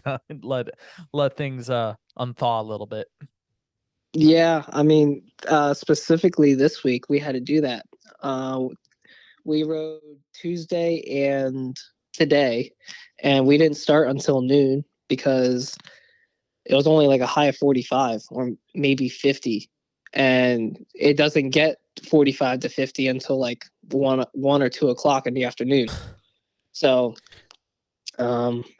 which sucks because like this week it just felt super cold because we had a wind chill with it, but last week it was like 70s. Like we were sweating while riding Supercross, and it felt like we were riding like an outdoor national. Like we were just that drenched. And then next week we're all just in our hoodies trying to stay warm. Like you don't really want to get off the bike. So yeah, the weather changes a lot over here, but fortunately the rain has been pretty minimal. It's been honestly just the perfect amount to keep the moisture in the ground. And the only thing we have to deal with is just the temperature. So, I mean, I didn't even ride in a jersey today. I literally just put my chest protector on and a hoodie. It went riding. Nice. One that people might find a little bit interesting. So facility-wise, we're talking about Club MX. Of course, they have a race team themselves, one that you guys are directly competing against. Normally, you have a facility, you have trainers, you have riding coaches, but throwing the team in, it's a little bit weird. But I know from talking to you, I was really impressed when I've been down there, how they balance, that between having their riders training you guys, the feedback they give you, even, it's one thing to do at their facility, but even when they go to race day, it seems like they're pretty on top of helping everybody that basically goes to the facility. Could you kind of let people know a little bit more about that? Yeah, so Brandon is the trainer at Club, and he gathers everyone together to put in our motos and like our heat race simulations and sprint laps and work in sections. There's really no whatever the club team does is what everyone else does. So it's pretty even playing field. And no, it's been awesome. I mean, being able to ride with J Mart and Enzo Lopes and Nicoletti. I haven't got to ride with Garrett, but he'll be back on the bike soon, so that'll be exciting. But having those club guys and then having like Cullen, Jace, Kyle Peters, he's raised in arena cross, but he still practices on the Supercross tracks with us. Caden, and then you got Brighton Carroll. Sometimes Freddie Noren comes out. Every once in a while, Cade Clayson. I mean, the list just keeps going on.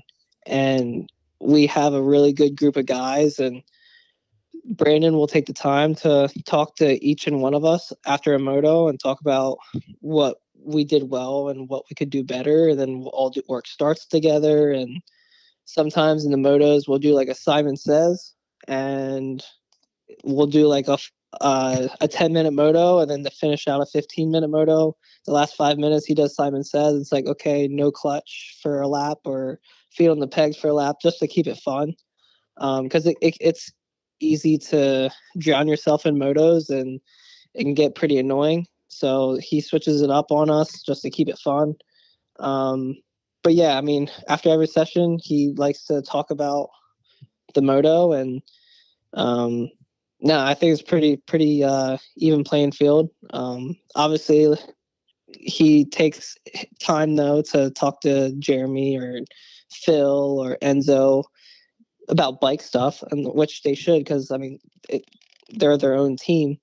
But when it comes to like actually like riding and training, now he's pretty even with everybody, and he always says, focus on yourself, and the day is what you make of it. So obviously if you put in the effort, he'll put in the effort. And yeah, we've had a lot of good days down there, and I enjoy being down there around with all the guys because it helps me gauge kind of where I'm at going into the weekend. Hey, Cody, so I was looking at the results. Again, 10th in points right now. Hymus is done, so you'll get him this weekend probably, so you'll be in 9th. And then all we got to do is get Blows and Vial a few races. I think we're going to be good, man. We'll be in top. Yeah, so, for sure. You say that. Let's try to pass so that. easy. Oh, that was no okay. problem. And then Vial is ripping as well. Well, he's really, really bad in the whoop, so we just need more whoops. Dude, I was bad in the whoops this past week. I'm not even gonna lie. I need to work on that too. Okay, well, hey, I think we're gonna get 9th. I think we got Hymus. To be honest, I'm not even looking at the championship points. I'm just trying to put in a good round each round, and whatever I end up overall is where I end up. Well, hey, man. Emma, you got anything else before we let him go? Nah, I'll let him get some rest. Cody, dude, always enjoy seeing you at the races. You're always super friendly to me. I don't know why you're so nice to ML because he just constantly talks trash behind your back. But dude, I know. Tell me about it. Such a dick. No, Cody, I appreciate you jumping on here, man, and look forward to watching you progress for the rest of the season, buddy. Yeah, appreciate it. Thank you for having me on. Anytime, man. Anytime. Thanks again. You have a good night. All right, you too. All right, see ya. That's Phoenix Honda's Cody Shock. Appreciate him taking some time. As always, brought to you tonight by Luxon MX. Fun times, ML. One of your good buddies. Trying to throw me under the bus, my good buddies. You're such a dick. No. What a terrible employee he is, right, Michael? He's a terrible fucking I just employee. feel like that's the way you would treat me, so I was... He's your boss, though. I mean, no, I'll give you an example. Daytona, I'm supposed to interview him. The first thing I had to do is go give him a giant hug. Yeah. No, Cody means the world to me as a friend. I mean, racing life was rough, but I did everything I could to give him opportunity. He took the best of it, or made the most of it, and I'm always proud of that kid. Before we get to Travis Sewells here in a minute, let's talk about Chase Sexton. He's now 13 points down out of first, qualified first, wins this heat race, just like every week. Scotty, the fastest guy on the track most of the time. And he ends up by what, I think 10th? I don't even remember what his overall was now, what he finished. I think he got to 9th. 9th or 10th. There was one behind Eli. Got lapped. But that's because he just pushes those limits. He continues to not, it seems like he continues to not really figure out where that limit is. He crosses it at least once every race. And that one kind of bit him. He was a little slow to get up, knocked his visor off, might have been a little loopy for a moment. He's got to figure this out, dude, or it's going to be a long season. He's not going to get back up into that top 2 if he can't find that line and not cross it. I mean, yeah, but at the same time, dude, 2 wins in a row, which, like I was saying earlier, it's definitely possible. 2 wins in a row, and then most of this stuff kind of goes away. I think the one thing that he's got to do, especially in a situation like he was in Indianapolis, is you saw Kenny taking the slower wide line. You saw Barsha not scrubbing jumps and not being like crazy Bam Bam like he normally is. Yeah, he was probably the most aggressive guy on the track, but it wasn't a typical Bam Bam aggressive. I think he has to find those lines that are just going to have to work and not just trust that the same thing over and over again is going to keep working. I feel like that's what I just said. Well, then it looks like we're actually agreeing on something for once. I got to change my thoughts. ML, at the same time, a guy like that, he probably doesn't feel like he's crossing the line, right? He like James Stewart always said, I don't feel like I'm riding out of control until I am. And Chase probably in the same boat. Like he doesn't feel like he's crossing the line, but somehow he has to figure that out. We said different things. I said changing his lines and not crossing a line. Okay. ML. I think it kind of falls into the James category with me a little bit. I hear the team kind of like, this guy's pushing the bike beyond its limits. I mean, yeah, when he's coming out against Cooper and Eli and he's going a second faster in qualifying, it's tough because there's one part of me it's like, yeah, let's figure out how to make this work and let's just run with that momentum. But then there's also the part of, okay, you're also talking about 2 of the other best in the world, Eli and Coop, who already really are pushing equipment to the absolute edge of what it should be able to do. And then Chase, could you argue that Chase is taking it too far? Like, is there just need to be a point where you just step back and go, I need to take just a step off this? Just again, whether it's his pace, is his commitment to certain lines and stuff. Where, like I said, I watched Barsha and Kenny, and I felt like there was a lot of places where they gave up a little bit at times. mean, their lap times were still fantastic. Where I see some of Chase's lines, I'm like, man, is he just so committed to perfection? In the way he is, in the way he rides, and the way he pressures the bike. Is it just he rides on such a fine line? Would there be an argument? Well, where would he be at in this championship if he took it down 3%? Where would we be at? And again, you go back. Well, if he's riding that good, they should make the equipment work. Well, if it doesn't work, I mean, you can be the fastest out there, but doesn't, back to the James stuff, is it going to win you titles? Right. FXR. Do what? No, go ahead. Oh, go ahead. FXR is designed by racers for racers with industry-leading fit, finish, and performance. Progression is the name of the game with every new piece created. At FXR, we push our brand to the next level to provide you with the best products possible. Used by Mike Brown, Muckoff, FXR, Club MX, Yamaha, Tylube, Honda, Brock, Tickle, Benny Bloss, and many more. Visit fxrracing.com to see the numerous gear lines and colorways, as well as their snow lines and lifestyle casual wear. Speaking of the casual wear, again, we put this out last week. I want to get a few more people involved. Use our email, motoxpodshow@gmail.com. Put in FXR Casual in the tagline. Tell us you're listening to the show. We're going to pick a winner for a T-shirt and a hat from FXR, so hit us up with that. Man, we got to get Travis on here in just a second. What about AC? How excited, or how do you feel AC's doing, ML? I think he's getting better. He came off, took a week off at Daytona. He's getting better. I think this was one of his best rides. He looked the strongest this weekend of any weekend I've seen. No, I think it was, I was kind of worried, depending what the wrist issue, hand issue really was, if he'd be able to come back. It looks like the 2 weeks off or wherever was fantastic for him. He was way more competitive on a track that I think would be much harder on your hand, the ruts, the G outs. It's really good to see, because I was worried, like, oh, great, we've been working on this small progress and we've been derailed.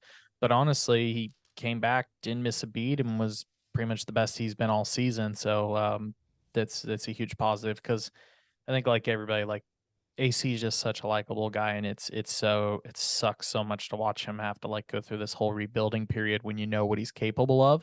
But at the same time, you just pull from, you're like, oh, I just want to see him get through this. I want to see him get back to where he knows he can be, and I want to watch that, and I want to enjoy that as well. Scotty, can AC get a top 5? Yeah, I think so. What do you think his peak is this season? Top 5. Okay, that was pretty quick. ML, I also noticed he's back. He's wearing double Mobius wrist braces. Oh, is he? Yeah, I didn't look at that. Yeah, I saw that in press day. He's back in the wrist braces. Feels like he needs the extra protection. So yeah, maybe he's just maybe he's getting more comfortable, because he wasn't wearing them, I don't think, at the beginning of the year. I think, did he have one on or none? He had them both on, I believe. I meant at the beginning of the season. Oh, he might have had one on at the beginning. I don't remember. But yeah, you can just tell those wrists are still bothering him, man. It's kind of a bummer. Did he, if I remember, he wouldn't comment on what the issue was, right? He said he would keep it to himself. Yeah, he didn't really want to talk about it. He just said he did say it was ongoing, because when I asked him if this was something new, and he just said, man, I'm usually an open book. I don't really want to talk about it. Let's just say it's been ongoing. It's something that's bothered throughout the year. Maybe it's getting worse, so it might be something to keep an eye on. Yeah, it makes me wonder if it was something, we were hearing stuff about the elbow. I wonder if maybe it's something from the offseason that was sort of healed. And then, because again, back to when we got that initial PR and it said aggravated, I said before, I'm like, aggravation is when there's already something wrong. Like it's definitely pre-existing. The PR would read, oh, he hurt his wrist or damaged it if it was new.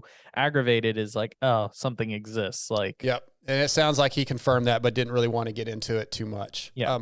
Let's move on. We got our next guest online tonight. Andy Gregg and the Guts Racing crew have been providing the best seats and foam in this industry for years. For 2023, they have added Kawasaki to their complete seat lineup, as well as the color teal to their gripper material options available. Also new for 2023 are options for your e-bikes. They have complete seats for the Talaria, the Super 73, and covers for Segway and Sur-Ron. And they have options for the Honda, KTM, and Husqvarna electric bikes. Visit gutsracing.com today to see all that Andy Gregg and Guts Racing has to offer. Tonight, Guts Racing brings us a first-timer 450 Supercross winning mechanic from HEP Suzuki, my boy Travis Sewells. What's up, Sewells? Hey, how's it going, guys? It's going good, man. First things first, congratulations. Thank you so much. Yeah, it's been a long time coming, a lot of hard work, and honestly, glad we could put it together this year. It was awesome. Dude, I just can't even imagine what that felt. Not only for you to get your first one, but for Kenny, a guy who's been searching for one for over a year now. Lots of questions about could he win again on the Suzuki brand, et cetera, et cetera. Could HEP Suzuki make a winning bike? All these things adding to what this win must mean. Yeah, I mean, all I can say is the first time Kenny rode the bike, he goes, I can win on this thing, and I'm going to. And there was a lot of doubters. There was a lot of people that said it couldn't be done. And, I mean, Kenny's a bad dude. He made it happen, so. Oh, you know what? Let me ask you this. So on press day, I was talking to him. Well, I actually overheard him say something about a possible suspension change, something you guys had found, depending on the track conditions. I asked him about it. He sort of confirmed that, yeah, there's something that you were going to try. You did try it. Apparently it works. What was it?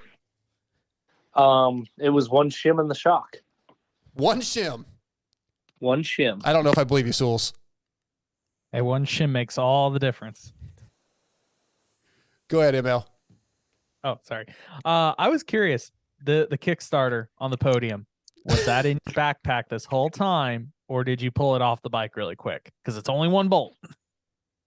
Sorry, guys. I just lost you for 1 second. I need to have you ask that one more time. There we go. I was wondering, the Kickstarter that Kenny took onto the podium, was that in your backpack, or did you unbolt that baby straight off the bike? I had it in my bag the whole time. Hell yeah.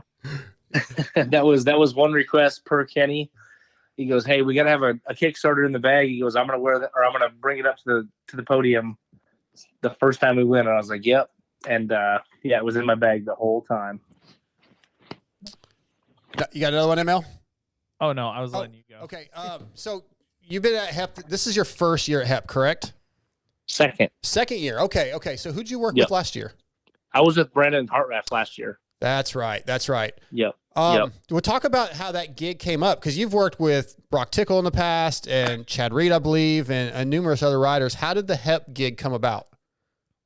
So it came up, I think it was Outdoors 2021. I was working for Rocky Mountain. I was working for Joey Savacci. And at the end of every outdoor, I would tear my bike apart, and I'd go over there and have a Twisted Tea. I would walk over there and say, hey, you guys got any Twisted Tea? Yep, no problem. They'd hand me one, Dustin and Aaron. We'd sit there and talk. And every time I went over there, they said, hey, when are you going to come work for us? And I said, well, I mean, I got some stuff going on, some stuff in the works. I'll let you know when I'm available. And they said, if anybody makes you an offer for next year, you let us know. We want to talk. And I went over there every round for Outdoors 2021, had a Twisted Tea, and we finally had a sit down, and we came to an agreement to work for them for 2022. And then obviously I'm still here now. So. Hey, Travis. I know it's only been a couple of days since the win, but has there been the slightest bit of change from the interaction or the presence from Factory Suzuki after they've seen that Kenny got this win? No, I honestly just talked to Kenny again today. I mean, I talk to him every day, but we had another good week of just riding, and he's having so much fun. And we're just the first one's hard, but the second one is the hardest. Like, we have to back this thing up, right? So we're going to do whatever we can. We're going to go into Detroit, no pressure. Whatever happens, happens. But yes, we'd like to go one or go 2 for 2. So yeah, I was thinking more of like from Factory Suzuki themselves. Have you has they even said thank you? Has the bosses been like any different? I know it's just been a couple of days. No, I haven't heard much. Obviously, like being at JGR and kind of seeing them go under, which sucked. It was such a good team, and then not really having a lot of support at all from like Factory Suzuki. And then, getting Ken on board, there's been a couple guys that have, they want to step in and like help us out. And, we're going to go from there. Yeah. I think that question's relevant because it does seem as though Factory Suzuki has pulled out of racing in general, right? MotoGP, they don't have a huge presence in Supercross anymore. It almost feels like from the outside that they just don't care about it. So I am curious to how they will react. Yeah, it's not that they don't care, because they came to, I think it was Anaheim too, and they had everybody there from the factory Suzuki team, which I know and everything, and they're there, they're in. We're just I don't know anything beyond that, but I just know that they were there and they were interested in what was going on at HEP. So I guess we're just gonna have to wait and see what's gonna happen. That's good to know. Talk about working with Ken compared to other guys you've worked with. We know that Kenny is always searching, right? And it kind of seems like he's never happy. He always wants to find a little more, which most guys do, but maybe he could be a little demanding. How is that working for him on race day? Race day's been good. I mean, we've obviously, the first couple rounds was a little stressful for him and for me and for the whole team. I mean, we knew what he wanted. He's very good at explaining what he wanted. We couldn't achieve that. And I mean, it was lots of race days where we were testing on race day, which none of us like to do, because you don't know what you're going to get if you're going to test something on race day. So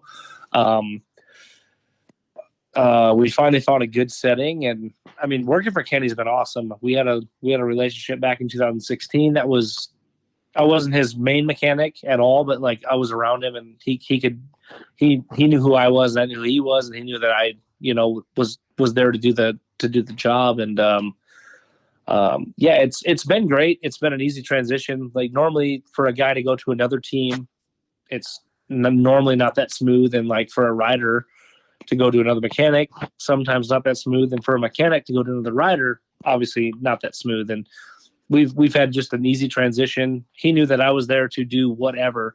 And I can remember our first talk that we had talked about, and he goes, "I want to win more than you." And I go, "No, you don't, because I don't have one of these, and you do. I want to win more than you." And I told him, "You do the work, I'm going to do the work, and we're going to get this." So I was curious. So you mentioned 2016. Of course, that was RCH years. Suzuki, Kenny, last one to get their Supercross win, but that was a little bit different era for Suzuki. A lot of factory involvement, a lot of parts, a lot of things to try. I mean, we're talking about different steering stems for different offsets and rakes, and we hear of all these things at that level that these guys can try, and it seems mind-boggling, like how easy it would be to get lost. In this situation, you guys have a good platform. You guys have good companies to work with, but I also know Suzuki's involvement isn't as high as it was then. So some of those really weird chassis items you can just spiral chasing. How has it been knowing that you and Kenny know what's available, what could be done, but also just focusing on more like key areas with the bike now? Do you think that's actually been maybe a positive compared to, again, where riders, mechanics, techs, everybody can go down this endless rabbit hole trying way too many things instead of maybe sticking to the basics of what to work with on the bike? yeah, like even with Ken, so like back in 16 when we were testing and doing all that stuff, there's clamps and there's this and there's that, like all the factory Suzuki stuff. Ken knew that he really didn't like the factory Suzuki clamps, and a lot of the pieces that he knew he didn't like on the 16, he didn't even want to try on our current bike, even if they were available. And Larry Brooks has some engine hangers that he has made up for the Suzuki back when he was with the 250 team, and then with us. We've just tried little stuff, and honestly, when Kenny rode the bike, he said this thing does what I want it to do. Like, it's predictable on lap 1 as it is predictable on lap 20. So he's really pumped with it, and he's just pumped that anything he asks for, anything he wants to try, there's no dumb question on this team. We had never won. We didn't know what to do, and anything he wanted, we would try it. And Kenny is very good if it was something that he liked and it wasn't as good as what he thought it was going to be, he would tell us, "Hey, this isn't as good. Let's go back to what we were on." So it's good to just have a humble rider as well. When Kenny first came on board, tried the bike, gave you guys good feedback, liked things about it, Chiz's feedback. Do you think again, where the team hasn't been in this position before, did you feel kind of, other than signing Kenny, but just hearing the feedback from the guys, did it kind of light a fire under everybody or the team? Like, hey, we can do things. We can get it done. Like, we've got guys that want to be here and want to ride this bike and want to work with our team and our package. Like, did you notice a difference in the team's demeanor once all this stuff started to come together? Yeah, once it all started to come together, like with Kenny, it was I sat down with everybody on the team. I said, hey, if we're going to get Kenny, like, I know that he's a high profile guy, but I know that once we can find something he likes, it's going to be mellow, but it might be a lot of work to get there because he's never ridden this generation of Suzuki. And with our team, we can do whatever, we can test whatever, we can change to another thing, like that's the one thing that's nice about being privately owned is you can do whatever you want. And like Kenny knows what he likes. And I feel like it took a little bit longer maybe, but none of us ever gave up on Kenny either. Like everybody's heard it. We've been out till the sun's gone down. We had lights on our cell phones on a jump face or in the whoops for him to go through them to figure out, like what he needed. And, a lot of these factory teams, they have a very like small circle or very small, like a very tight triangle to where they don't want to go outside the box or outside the triangle. And like on our team, we'll do whatever it takes for Kenny to win. And we're going to keep doing that. One other amongst the things we've tried, we've heard so much about suspension testing. From day one to now, has there really been anything else, anything with mapping, clutch to change power delivery, or has he really been happy with that package since day one? Has it really just been focused on suspension? From day one. From day one, we've had Jamie on board from Twisted Development and Vortex. And we've actually, when he first started riding, we slowed the bike down and made it a little more rideable. And then since Daytona, we've actually gone a little more aggressive. And everything we've asked for Jamie, he comes through. He goes, hey, I can whatever Kenny needs. He wants a little bit more from 4,000 to 6,000 RPMs. Boom, it's in there. It's perfect. So that part's been good. Suspension wise, we've tried a couple different people, but I feel like Matt at Active Ride, I feel like he's got it. He thinks a little bit different. I was just joking with my wife just a little bit ago. Matt's the kind of guy where I was like, hey, what did you change in Kenny Shock? He's like, oh, I put half a hot dog in there. I'm like, half a hot dog? He's like, yeah, it's either half hot dog or full hot dog. And like that to me is hilarious. I love it. To where it's just, like we're joking around having a good time, and we have come up with exactly what we want. So Matt's such a smart ass and such a dry it is like I literally dude. looked at him. He goes, I go, hey, what did you change? He goes, oh, half hot dog. And I looked at him. I'm like, what? Like, because I come from factory teams too, and I'm like, there's nobody ever saying, oh, half a hot dog. Right. Like, what the hell does that mean? And now it makes sense. Like, it's he has such a great sense of humor, and he really knows his stuff, and he just takes advantage of, like, this is a good opportunity for him, a great opportunity for Ken, and he was Chiz's guy forever, and Chiz, he just said, hey, you guys have to try this guy, and Kenny tried it, and it's obviously it's paying off. So yeah, Travis Sewells tonight brought to you by Guts Racing. Scotty? Hey, Travis, each one of those changes, whether it was suspension or bike or whatever it was, how vast of a difference was it? Like week in, week out, or session from each session? Were we like rewriting the script every week? Was there moments where we took big steps back or big steps forward and then it didn't translate? Kind of how much was the difference? From the first day he started till now? Is or that just, what you're asking? just progressively throughout the season. Okay.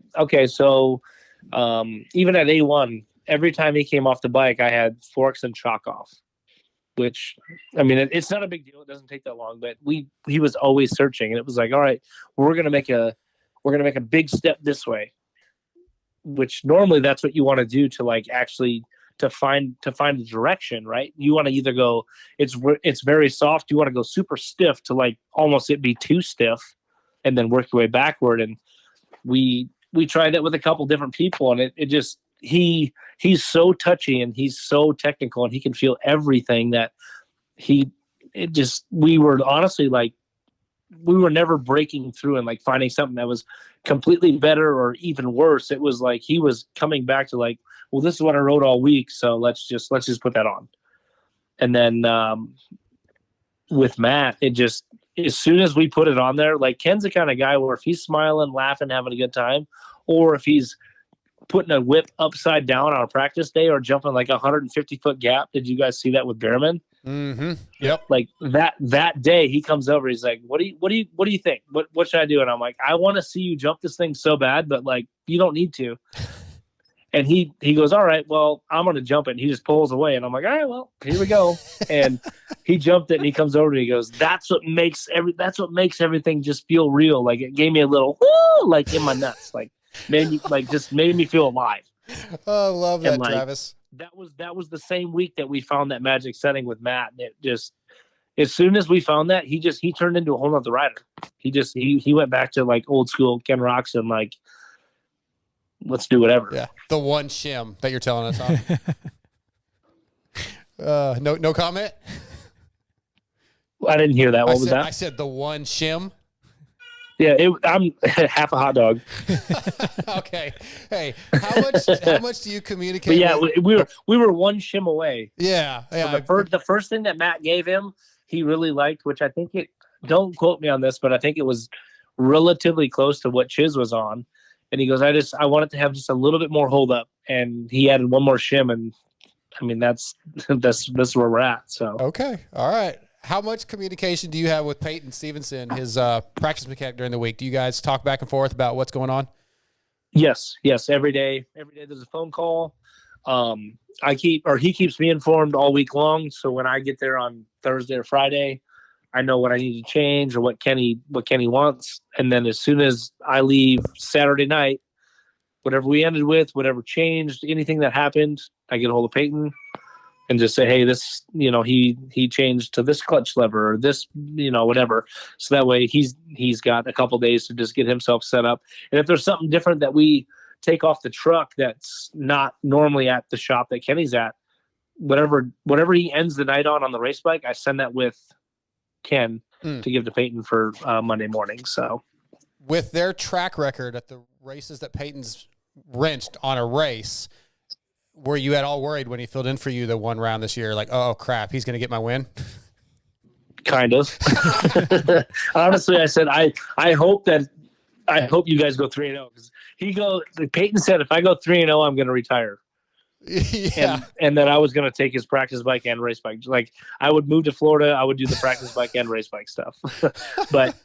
But yeah, he's such an awesome guy. Like from the time I met him, I think back in 2017 till now, he's the same person. He's just like me. He's there for one reason and one reason only, to do whatever Kenny wants and to make Kenny better. And there's not many people like that. And even even last week, we were out in Florida all week long. And he's just an awesome person, But yes, I kind of was nervous he was going to take the first win away from me, and I would have let him have it because I know Kenny can back it up. But I just knew that he was in good hands. I built the bike and prepped it for him, so he literally had to roll it out of the trailer at Oakland, race it, and I said, just roll it back in there dirty, and I'll go back down to Dallas. I'll come in early and rebuild it. So cool. Hey, when Roczen won, there was obviously a lot of emotion. It almost seemed like as much, if not more, than it was when he got his first win back from all the injuries and time off. At the end of the day, when all the dust was settled and, the excitement happened and he's leaving the rig, going back to the hotel or to his flight, what was the change in his demeanor? Was it visibly noticeable? And, how was that feeling like? Well, I mean, he's always confident. Like he knew deep in his heart that he could win on this bike. And I mean, anybody could say he's never going to win on this bike. I knew deep in my heart I could give him something he could win on. The team could give him something he could win on, and Kenny would win on it. And once he finally did it, like we knew all day, like from the morning when he shows up smiling, laughing, having a good time, and then does good in his qualifiers, and then does good in his heat. And then going down to the main, I said, this is your race. You have to get the start and check out. And that's what he did. And when he left that night, he came in the truck and made all of us cry, made all of us, be very emotional. But he goes, hey, this one's for you guys. Like, I know I'm a pain in the ass sometimes, but like, this is for you guys. Like, let's do it again. So I just know, like him, like even when I was working with Chad, like once you give him, once he gets a win and gets a little bit of, a little taste of it, like we could go on a winning streak here. We can go on a podium streak here. I know the bike's good. He knows the bike's good. The team knows the bike's good. I mean, he was just all smiles, and it was good to see. And it's so nice to just see somebody that's so thankful and just so appreciative of all the work behind the scenes to get him to where he knows that he can be. So was that the best taste in twisted tea you've had? I'm not gonna lie, I had about 3 twisted teas and about 3 Jack and Cokes. Everybody gives me a bunch of shit about the Sewells Island. Well, that ship is gone and sailed. I haven't been there in a long time. I don't even know how tall the weeds are there, but we had some drinks at the truck. We soaked it in. We went to sleep, and then Sunday rebuilt the bike, and it all started all over again because now we have to back it up. So. Yeah, the champagne bottle in one of the pictures we got of you it didn't look like it had much left. What was that you cut out? I'm sorry. I said that we got a picture of one of the champagne bottles on your pictures, and it didn't look like it had much left in it. No, that went down very quick. Well, Ken sprayed it on all of us, had it in my eyes. I told him I had champagne in my eyes. I wasn't crying. I was crying the whole time, for sure. But yeah, that was definitely the best tasting champagne I've ever had. And, I mean, I had a third with Tickle. I had a third with Kenny this year, and that first place one, that thing just hits a little bit different. Yeah. Where what's it been like with the conversation of Outdoors versus World Supercross upcoming for you guys? I know everything we've seen from Kenny lately has said Outdoors. I know when I asked us in the beginning of the year, he said the option was on the table. Where do you think we're going to see you at this summer? As far as I know, 100% outdoors. Nice. Sewells, last question for you, man. Just with this win, like how many more years do you want to do this? Does this reinvigorate you? Were you even getting tired of the travel and the job? Where are you at with your career? Well, like with me, like with my family, even I mean, I think I've quit 3 times and my phone rings and then I answer it and I'm like, well, maybe I'll do it one more year, And this is definitely, I'm glad I took this phone call. I'm glad I'm on this team. Everything in me said, let's just be done. Let's do something else. Finally, we have a 7-year-old boy and then a 18-month-old girl, and everything in me just said, let's, maybe we should stop doing this and, spend some more time with your family. And my wife just pushed me. She's like, you cannot say no to this. Like when this whole Ken thing came up, she's like, you're dumb if you say no. And I knew it deep in my heart. Like I knew it was dumb. Like for a mechanic to have a guy like Ken is just a dream come true. But I knew it was going to be a lot of work. And we had just got married, and I said, I'm going to be gone more than normal.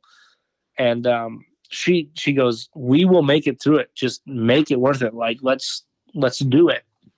And I don't know. Like I kind of want to see where next year goes. I haven't even had this conversation with Ken. I don't know if he plans on staying here or what he has going on. I know I've got a couple people blowing up my phone about once every month, figuring out what I'm trying to do next year. I mean, I have some options. I don't know. Like, I don't know if I'll be happy doing anything else. Like I said, I've quit 3 times. I've gone back to my old job back in Minnesota and I hated it. Got back on the road with Tickle, and then the Chad Reed thing came up.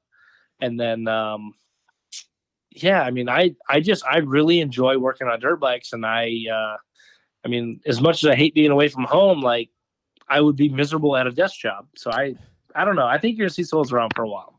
Well, it's a great story. Good to hear, and beyond happy for you, man. Really, really congratulations. Thank you. Thank you so much. I appreciate it. All right, Travis, we're going to let you go. Thanks for some time tonight, and let's go get another one. Let's make this championship exciting. Hey, let's go 2 for 2. See what happens. I like it. Travis, have a good night, buddy. Thank you. I appreciate it. Right, see ya. That's Travis Sewells. Appreciate him coming on, as all the other guests, including Cody Shock and Christian Craig. You got that? Yeah. I'm just wrapping my brain around what so it would many feel. guests. He can't even remember. I'm wrapping my brain around what it would feel like to win a championship or a main event, just in any capacity. And like your first one, how cool that is. I was trying to put myself in his shoes while I was talking, and I can't do 2 things at once. Yeah, have you guys seen him? Is that the most you've seen Kenny celebrate? I'm trying to recency bias, obviously, but I know the win after when he came back from injury was big, like we talked about. But January. Yeah, what do you guys think?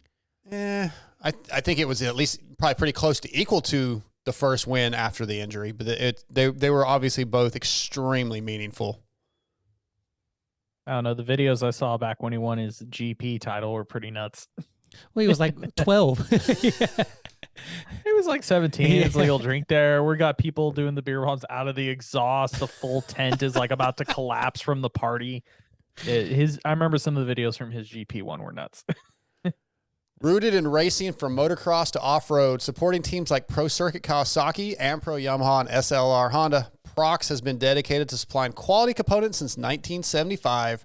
From complex jobs like an engine rebuild to simple maintenance like filters, chains, and sprockets, Prox aims to bridge the gap between OE quality and affordability. Find Prox at your local dealer or online retailer. Visit prox-usa.com to search for parts for your bike and follow Prox Racing Parts on social media to stay up to date with their latest products for 2023. ML, Scotty, we got a few other things we need to get into before we wrap this thing up. We haven't talked about 250s at all. Hunter wins again. That's it. Yeah, well, not really. I mean, Scotty, that's kind of it. What are we supposed to talk about? Okay. Hunter has won. Right. That is let's the end. Thank the other Check sponsors. on. Let's move on. Let's thank the other sponsors and call it. No, but is this Scotty? Is Hunter? Has he stepped up a level from the Hunter we're used to seeing the last couple of years, or is the competition maybe just not at the same level? I feel like Hunter.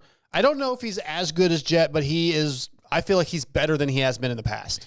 Yeah, I think there's definitely a gap from where he is now to he was last year, but everybody can see my hands. Like the gap from where he was last year to not everybody listening in post to now. Well, then they should have been watching. They should have been watching. Fair enough. The gap from where he was last year to now has probably gone that much, but I think the gap in the competition kind of lowers. Like that's what makes the other part of the gap bigger. So I think that's a little bit of the competition too. But at the same time, dude, he's killing it. I mean, like.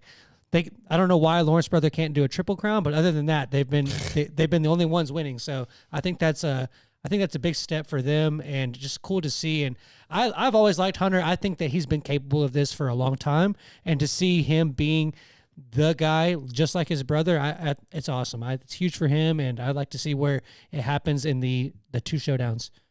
ML, your thoughts? I'm so bummed. I want a real 250 championship fight. Do we just good for Hunter? Yeah. Do we just need to go to a? We need to go. It's gonna be okay, ML. Get rid of the. It sucks. Do we just need to get rid of the regionals 250s? I'm always the biggest proponent against that, but at the moment, yes, I'm over it. I'm over it. This 250 seasons are gonna put me to sleep. How about this topic with Hunter Lawrence and Nate Thrasher? The Peacock, the announcers, they're building it up, and there's been this story of them asking the media to not talk about or not to ask Hunter, I guess, about the incident at Daytona. Have you heard anything about that, ML? Have you seen anything official? What are your thoughts? Official? They asked me not to. Okay. You know that. I didn't know if you wanted. You knew that already. Didn't know if you openly wanted to say it or not. Well, I've already posted all of it. It's already, Steve talked about it. I told it on the forum what was said to us. Yeah, no, before the press conference, they openly asked everybody physically attending to not ask Hunter Thrasher about the incident. And for us that were on virtual, I was on virtual since I didn't physically attend. You did this week or this past weekend. We all got sent a message to not ask about it, which kind of made me chuckle in my head when I first saw it, because I was like, well, that's last week's news. They didn't get into it again anymore. It's sort of one of those things like, what's the worst way to get people to stop talking about something? Ask them to stop talking about it. I'm like, I wasn't going to ask anything. Steve, a couple of us have joked about it, which I have been a little bit confused by. Like, you've had the general fan response, and rightfully so. They're like, hey, this is BS that people get silenced like that. But they're also like, oh, I would have asked anyways. Why didn't any of you ask? I'm like, well, that wasn't going to be my question anyways. Like, nothing else happened this weekend. So I was going to talk about what was going on that weekend. Yeah. But yeah, I think, I don't know, just like anything else, our sport, we have so little, the athletes have so little accountability to have to do media compared to other sports. I mean, if we had a freaking outdoor race last year where the 250 guys didn't even show up for a press conference because they wanted to leave early. And yet they tell us, well, we can't cast. It's just mind boggling to me. If anything, like I say, it's completely backfired. It's been taken so poorly from public opinion, for Hunter and his camp. Cause we got told that by Feld, as it is most obvious to people. It seems like it has come from one of the riders' camps. It seems obvious which one it likely came from. So yeah, it's more backfired from public opinion than really done any good. Yeah, I'm torn a little bit, or I don't know if torn is the right word, but like, yeah, you could go in there and you could have asked the question anyways. It's a small sport, and the powers that be could be like, all right, well, we asked you to not do something, you did it, you're out. I mean, that's like, there's still a line, even whether you like it or not. You kind of have to be careful. You could, yes, say, well, this is media, this is what we do, but there might be repercussions. Where's my but I freedom think of there's speech, there's man? like personal responsibility there, though. Like, we're not going to create chaos, but at the same time, telling somebody what they can't ask at press, like, yeah, we're not going to. I don't know. There's things that are over the line in the press conference, but that's a storyline. That's what happened last week, and BS that we cannot talk about what happened on track. That is absolute garbage, complete garbage. This sport already is so sensitive, and we go to this level. It frustrates me from our job standpoint. Like, I have a very hard time at the end of the day. If somebody asks me what I do for a living, I can't say journalist, honestly, most of the time, because we don't get to act like real journalists. And I get really frustrated when I read comments on social media and forum, people that bag on media people in this sport and give us crap for our jobs. And it's like, look, this is the kind of crap we deal with. Like, we play a completely unlevel playing field. I've told multiple people this have Feld that we have no power. Again, nobody has to do an interview with us. They can walk away. They aren't required to do anything.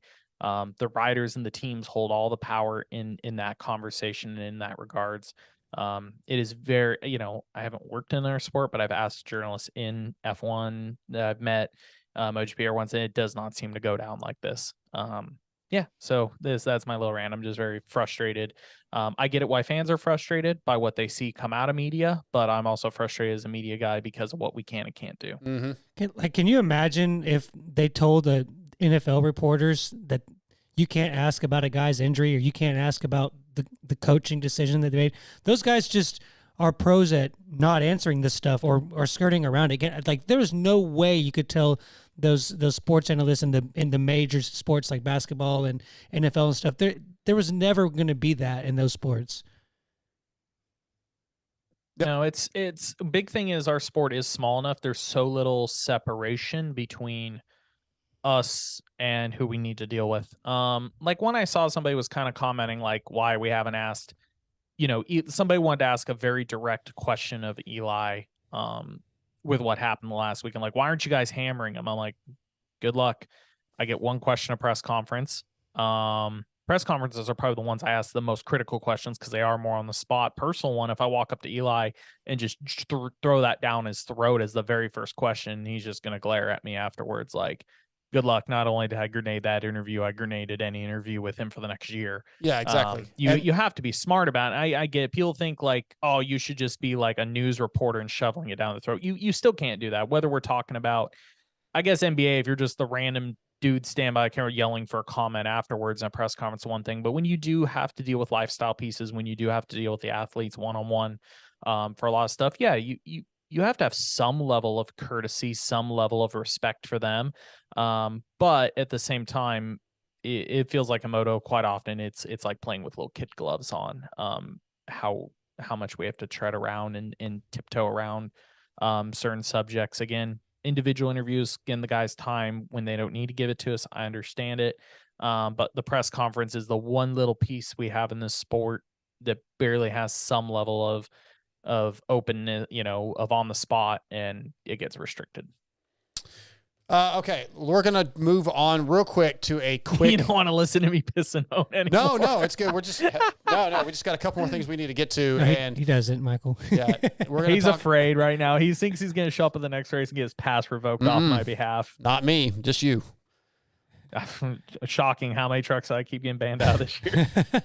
Let's do a quick Motul GP review. I want to thank Motul and talked about their Motul 300V. For decades, Motul has developed high-performance synthetic ester-based lubricants by selecting esters over other high-performance synthetic-based stocks and combining them with an innovative additive package. Motul has created a perfect synergy. This most advanced ester core technology allows the maximum power output of the engine without compromising reliability and wear. You can find this and the entire Motul Power Sports product lineup at their online website, shopmotul.com, and enter the code VITAL20 to receive 20% off your order of $50 or more. Or go to any local cycle gear store or online at any major power sports website. All right, Motul GP review. ML, we know that I am not the most educated in GPs. I am getting into it this year. I watched the MXGP of Argentina at Patagonia last night. Dude, that was some good racing. What stood out? Fantastic. It's always good when I've watched them, but what was so cool is just the inconsistencies of all the top guys. They're just all over the place because it's so close. Fantastic race. Ruben Fernandez wins with a 5-1, but somehow Prado is in the points lead.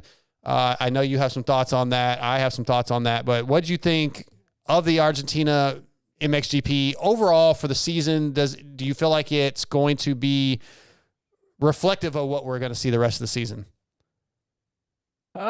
Starting with the MXGP class, I'm not sure. Yes, Jeffrey had a slow start to the season, but there's nothing in my mind that doesn't doubt that Jeffrey could turn it up in the next round or two and start to run away with this, which always worries me. I think it's great to see Jorge Prado bounce back. Last year was rough for him.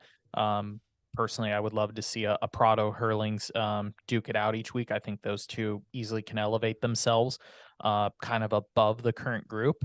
Paul Jonas had a very solid opening round. The Yamaha boys were very up and down. Jeremy Seward decided to scare the living hell out of everybody during the qualifying race. Ruben Fernandez was a shock. And me and Lewis talked about this a little bit.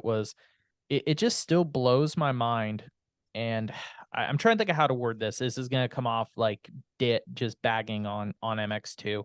But from an American standpoint, like back when we had the USGPs, MX2 guys would come over here. I mean, we would be at a USGP and like Shane McElrath and Jesse Nelson would smoke them. I always kind of had more of like a down look on MX2 a little bit. Like, it's a good field of guys. But continuously, year after year, guys from MX2 that aren't even the champions move up and do really well on 450s.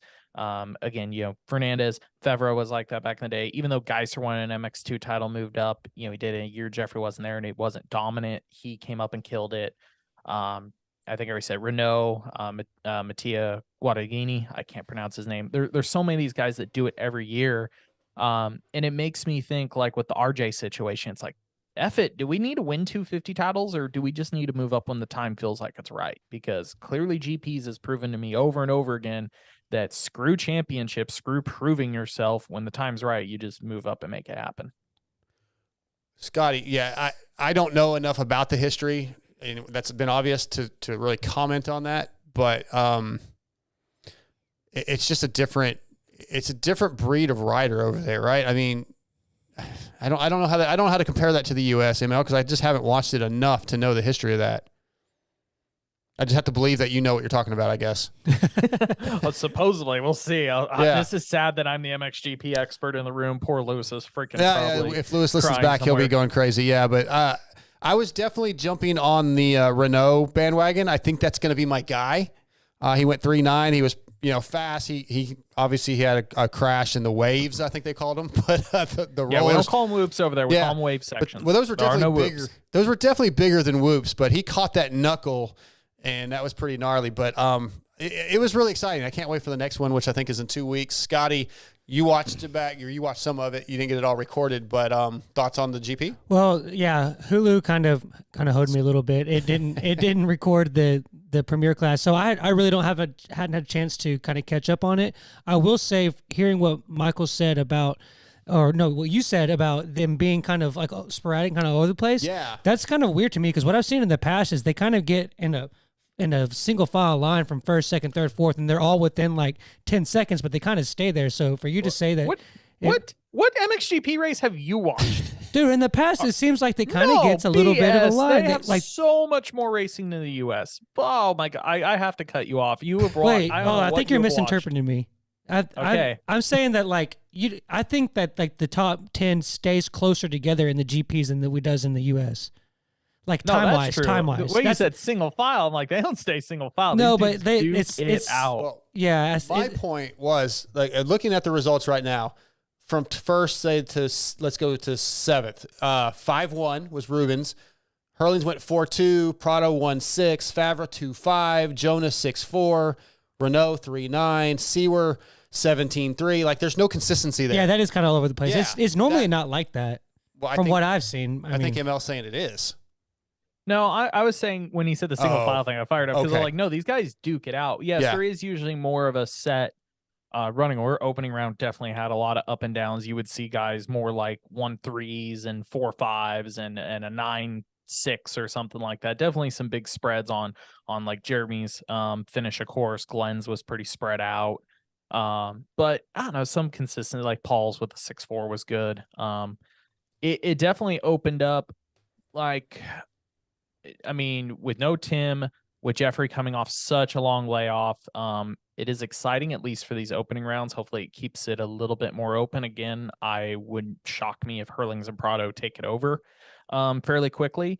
But it definitely has started like a great storyline for this championship, just to see such a mix in results and such an open-ended question of really who has their stuff together. I think the other cool open-ended question here is seeing the Yamaha boys kind of struggle, where Yamaha with Tomac here, there hasn't, we kind of instantly ended those question marks of like, oh, is the 23 dialed? Well, here we're seeing it raced outdoors, and clearly those guys had kind of a rough opener. Yeah, fair point. What do you do? Does it's not Ustream? What is it called now? The new one, not Ustream. What is it now? In front. In front. Do they leave themselves any kind of opening to change the 10 points for the winning the qualifier race to maybe a little less than 10 points, or do you think they're sticking with it? Because it's kind of a bad look that Prado is the points leader. Oh, it's terrible that you go through the opening round. The dude who wins the overall isn't the guy with the red plate at the end. It's so confusing. I mean, it makes sense if you look at it, but it's just super frustrating.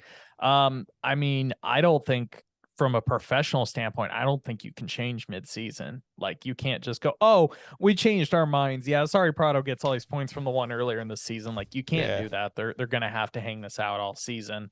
It will be interesting. You know, I was listening to Lewis and Wheeler talk about this, and I thought they're on point. I really didn't feel anything extra from the qualifying race. I didn't feel like guys were killing themselves to get those extra couple points. However, that attitude might change as we get later into the season. Once things settle in, if guys are really battling it out for the championship, the qualifying races could get really exciting. But up until that point, the first half of the season, I don't really see it changing how the qualifying races are done. I think the guys are just going to ride them out. They're going to get points for them. It's going to make things confusing, but I don't think it really comes into play in the storyline until later in the championship. It's not just points for the guy who wins qualifying. Is it point structured all the way down? I believe so, but I didn't look how deep it goes. Probably top 10, I guess. Yeah. Well, yeah, I'm excited for the rest of the season. I'm all in. Let's move on to our last segment of the night, the 6D picks for Detroit. Since its inception almost 12 years ago, 6D Helmets has been dedicated to the relentless pursuit of brain protection. From the original ATR-1 to its successor, the ATR-2, the goal is to develop a revolutionary design concept utilizing creative, forward-thinking technology that would change the market and improve the safety capabilities of the sports helmet.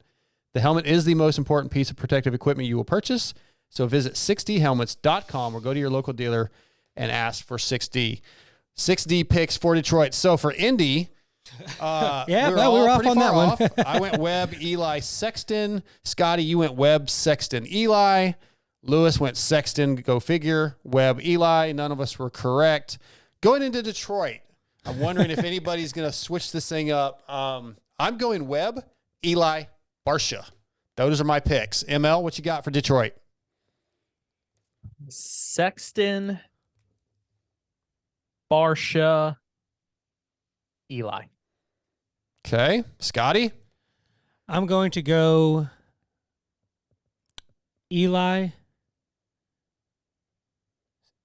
Webb, Barsha. That's what you did, right? Or is that different? You swap Webb and Eli. Okay. So those are our picks. Here's what I want to do. I want to get our listeners involved in this. MotoXpodShow@gmail.com. Send us your picks, and we'll start going. I'll go through the picks. If anybody gets it dead on, or if a bunch of people get it dead on, we'll pick a winner for some kind of giveaway. We'll come up with something. And don't forget about the FXR Casual giveaway. Maybe next time we'll do the FXR Casual for this. But send us your emails with your picks, and we'll try to get some prizes to somebody that gets involved. We want to hear what you guys think.